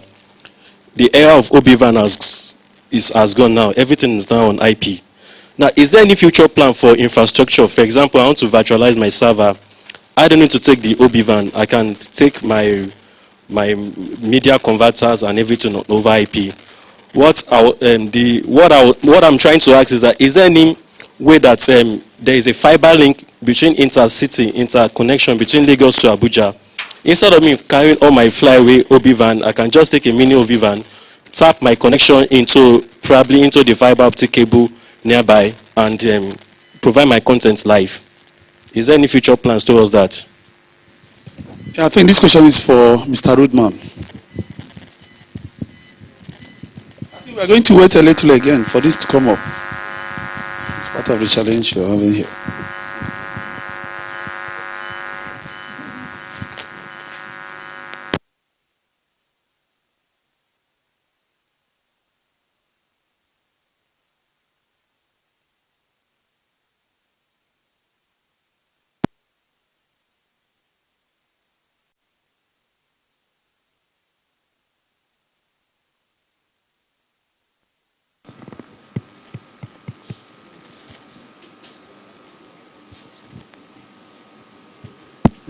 Okay, so we're back. So there are 2 questions addressed to me. I will try and attempt to answer those 2 questions. Then I will give it to other speakers, my VP of NITRA and the MD of Cloudflex. So regarding the electricity question, whether companies can come together to do that. You see, as a data center operator, you are focused more on getting power for your data center. There are companies that are specialized, as you know, NEPA has been unbundled. You have the power generation company, you have the power transmission company, you have the power distribution companies. The generating companies have to have a license for them to generate. There was a period in this country that the generation was much higher than what the distributors can actually distribute. So they generate excess power, but that excess power cannot reach the end users because the distribution company is still owned, is the only part that is still owned by the federal government, cannot distribute that capacity. So as data center operators, that is not their own area of specialization. For them to come together to even set up a power plant in Lagos, how do they distribute that power? One data center is in Ikeja, one is in Victoria Island, one is in Lekki. The infrastructure to carry that power is owned by another separate entity that is not controlled by them. And for them to even have that power plant, they have to pay huge sums of money to have a license for generating power. And even if they generate the power, they can't distribute it. They have to talk to a distributor. So it's a complex system that for them to go into that kind of collaboration to do that is an overkill. It's rather that they focus on their small generating plants and for them to generate power. Some of them are actually going through to the distribution companies to get a special blue line. For example, I'm sure that you know of MDX. They have a special line that they take all the way from the distribution station to their data center, and therefore they have a lot of maybe 20 hours in a day where they only put the generator when the public light is off. But I think that is not really an area that these data centers can go into. To the last question regarding having IP and ability to transmit. I know that most of the live transmissions, usually with NTA, you see them with a big van that carries all the equipment with a dish antenna there that usually transmit at uplink to the satellite, which will now relate it back to their head office. They receive the feed and then transmit it through the normal channel that they usually distribute their communication. But in terms of IP, the challenge is the last mile. So when it comes to fiber in Nigeria, in terms of distribution, is only in some few key areas where you have estates that can afford to have fiber at home. Right now, for example, Lagos has built in all the ducts, as you have seen around, so that it becomes cheaper for the operators to lay fiber, because all you need is the duct. For someone to lay fiber in Nigeria, you have to get the right of way from government, which is usually high. You have to find a way to collaborate with the security operators, because they will be the ones to block you and people can sue you when you are digging. You have to get the diggers to dig. You lay the fiber. Sometimes people will come and sabotage and cut it. So the overhead is just too high. And that's why government like Lagos State are too smart that they're trying to build the infrastructure so that they can provide it as a service to the operators. So fiber, I don't think in near future, my brother, will be available, but rather possibly with the more 4G coming in and 5G, that could now become very, very easy, because as from your phone, you'll be able to stream live 4K television.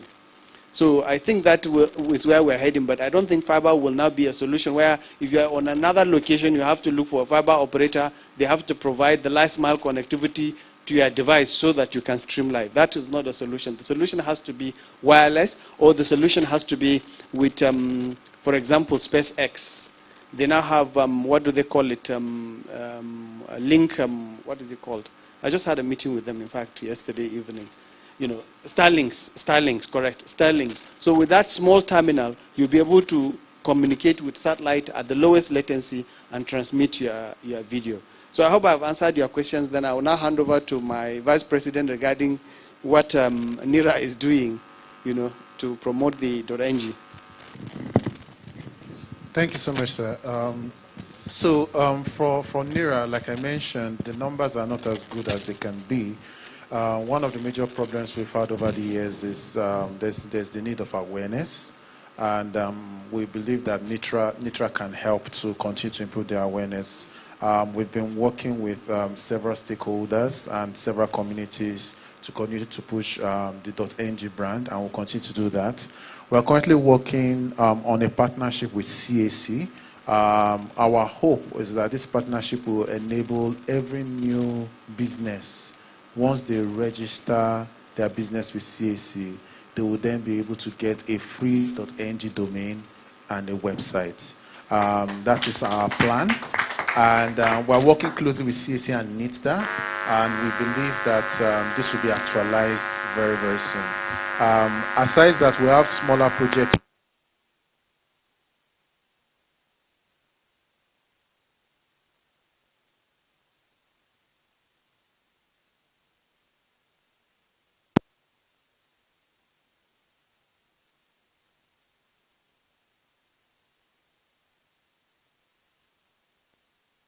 Okay.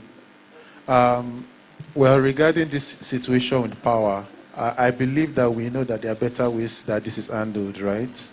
Yes. So I think this is a bad example of how power situation in Nigeria is handled. Because one thing I have seen personally is that Nigerians are very creative. You will not even know that there's been power failure. That's the way it should be. So this is a bad representation of Nigeria. But it's the truth. I'm very disappointed that they are ruining such a wonderful conference, because we shouldn't know that there's a change or switch in power. It's really, really very disappointing. Very, very. But in summary, I'm saying that we are working with CAC and NITRA.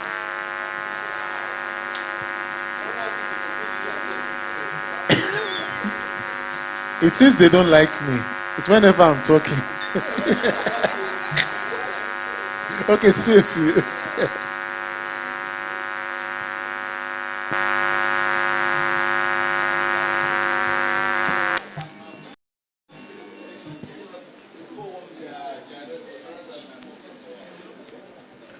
Okay. This reminds me of a Nigeria airport. But we are working with industry partners. Our hope is to continue to push the message of .ng, the affordability, and the fact that it's an option and a cheaper option for all. Thank you very much.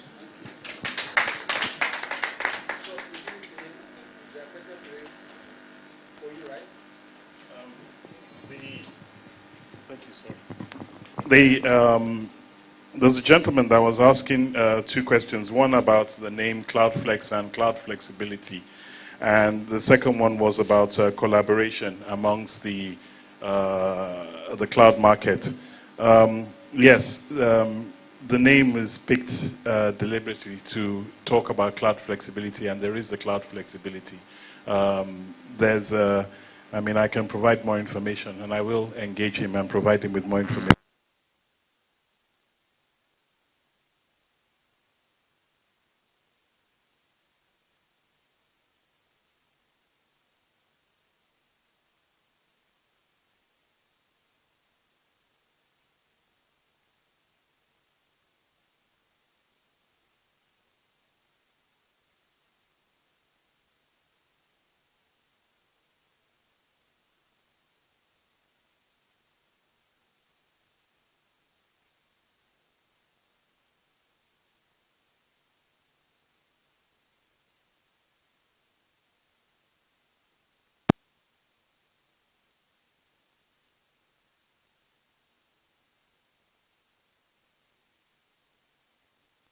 Discussion, and I think as time goes on, there'll be a lot more collaboration in there, and I think it's a natural thing. We're not naturally leaning towards collaboration in Nigeria, but I believe that I strongly believe in the frenemy thing, especially for cloud, that we can come together to create an environment and then compete within that environment. But if we don't do that, I don't think we'll have that growth. One of the key things in Nigeria is that in order for us to get that leverage, it has to be by collaboration. We cannot go individually. A lot of things that people are doing individually, they don't get very far, because no one entity has deep enough pockets to be able to propagate what is required for the country.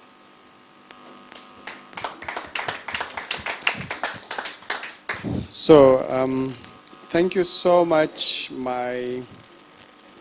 the panelists and everyone here. We have come to the end of this panel session. It's just for me to just say some few things, and let me stand up. First is to really, really thank NITRA for this theme of this event. Is quite apt, is needed now. So I want to thank the chair, Chike here, my brother, and all the members of NITRA. Thank you so much. And I will plead with you that this should be in the front banner going forward. If we can localize our data, the impact is quite huge on the economy in terms of also, given access at a cheaper cost and all that. So I'll urge all the journalists here, please, as Nigerians, you should make this into a front banner issue throughout this year. The idea is to achieve that 30% increase, and I'm hopeful that we'll achieve it with your support. So thank you so much, everyone. Thank you. Thank you so much. Please, another round of applause for our panelists, please.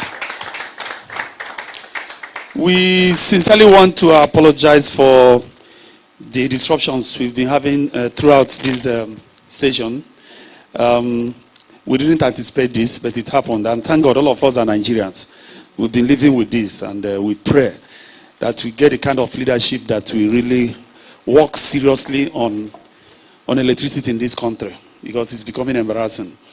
Now we please, before we round up, and our sponsors are here, taking the permission from my chairman here, chairman of NITRA. We want to introduce this book here. This book was launched some time ago, just very recently. And this book is co-authored by one of us here, Mr. Aaron Ukodie, The Making of the Nigerian Flagship, A Story of the Guardian. Mr. Aaron, can you just rise? Let them see you. Yes. And of course, this book pulled dignitaries across. But the truth is that those of us who are members of NITRA will want to have a copy of this each. Unfortunately, the price is on the high side. It's not something that anyone here, I'm not saying that they can't afford, but we know what it will cost them. We all know how the industry is. And so we are making an appeal to our sponsors who are here, and those who are probably listening to us from the virtual space, that we will want to have this at NITRA. Copies, several copies. A copy goes for 20,000 naira. So if a company decides to give us 10 copies, we will welcome it. If you give us 20 copies, we will accept. If you give us 5, we will accept. Please, it goes for 20,000 naira a copy. So we want to pray that because of the kind of partnership we've started building, or we've been building before now, you will help us get copies of this for NITRA members, or for NITRA as an association. So that's the appeal we are making here, please. And we hope that you are going to do that. Actually, what we are doing is we are not going for the print copy. The appeal I made is for the soft copy, because the print copy is on a very high side. This thing is, it was not printed here in Nigeria, and it's a very fine book every person will want to take home. Local content. But no problem. Well, no problem. At least they've heard that we should be promoting our own. So next time, Brother Ron and Co will do this. They have to come around and print, and probably print where we did this Technology Eco magazine. Okay? So that it will be cheap. I think so. All right. So we want to thank all of us for this wonderful program. I know that it's been quite an enriching one. And going forward, we know that very soon we are going to invite us again to another program like this. But let me at this juncture invite the Vice Chairman of NITRA, Obeni Lucas Ajanako, the man who we recently converted to our own side, to give us the vote of thanks. After which we have to wait here. There's going to be a photo session too. So, Bro Lucas. Yes. Thank you.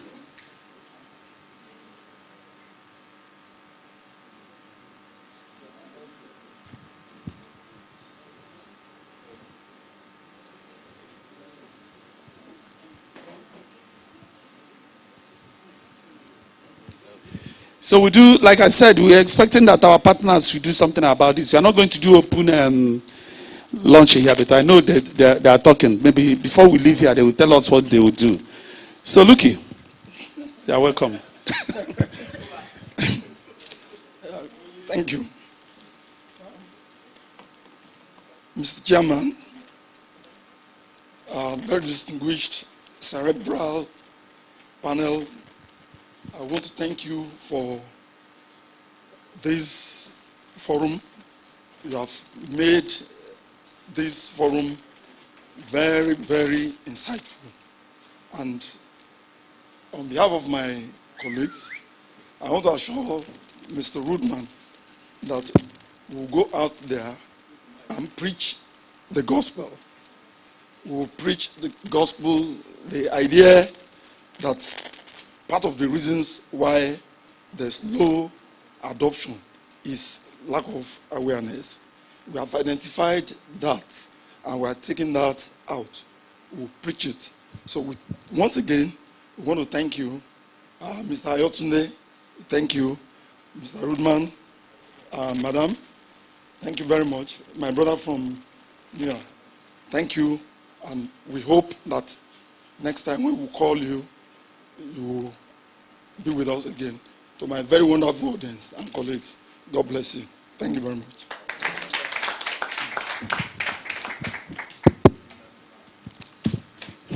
Okay, we're going to have a photo session here now. Members of the high table with the executives of NITRA. Every NITRA executive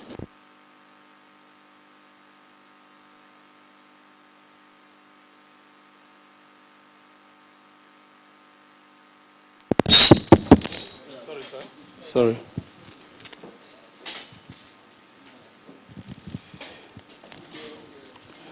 Members of the high table and executive members of NITRA, please come up and have the photo session. Okay, thank you. Okay, thank you, sir. No, you can snap this. Come and snap this. Okay. The paparazzi, oh yeah? Yeah, thank you.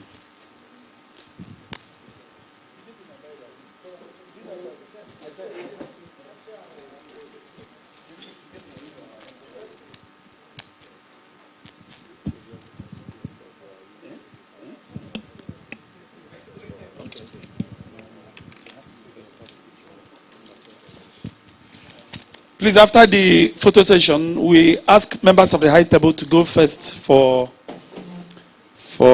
the refreshment, and then every one of us will follow. That's just mark of respect.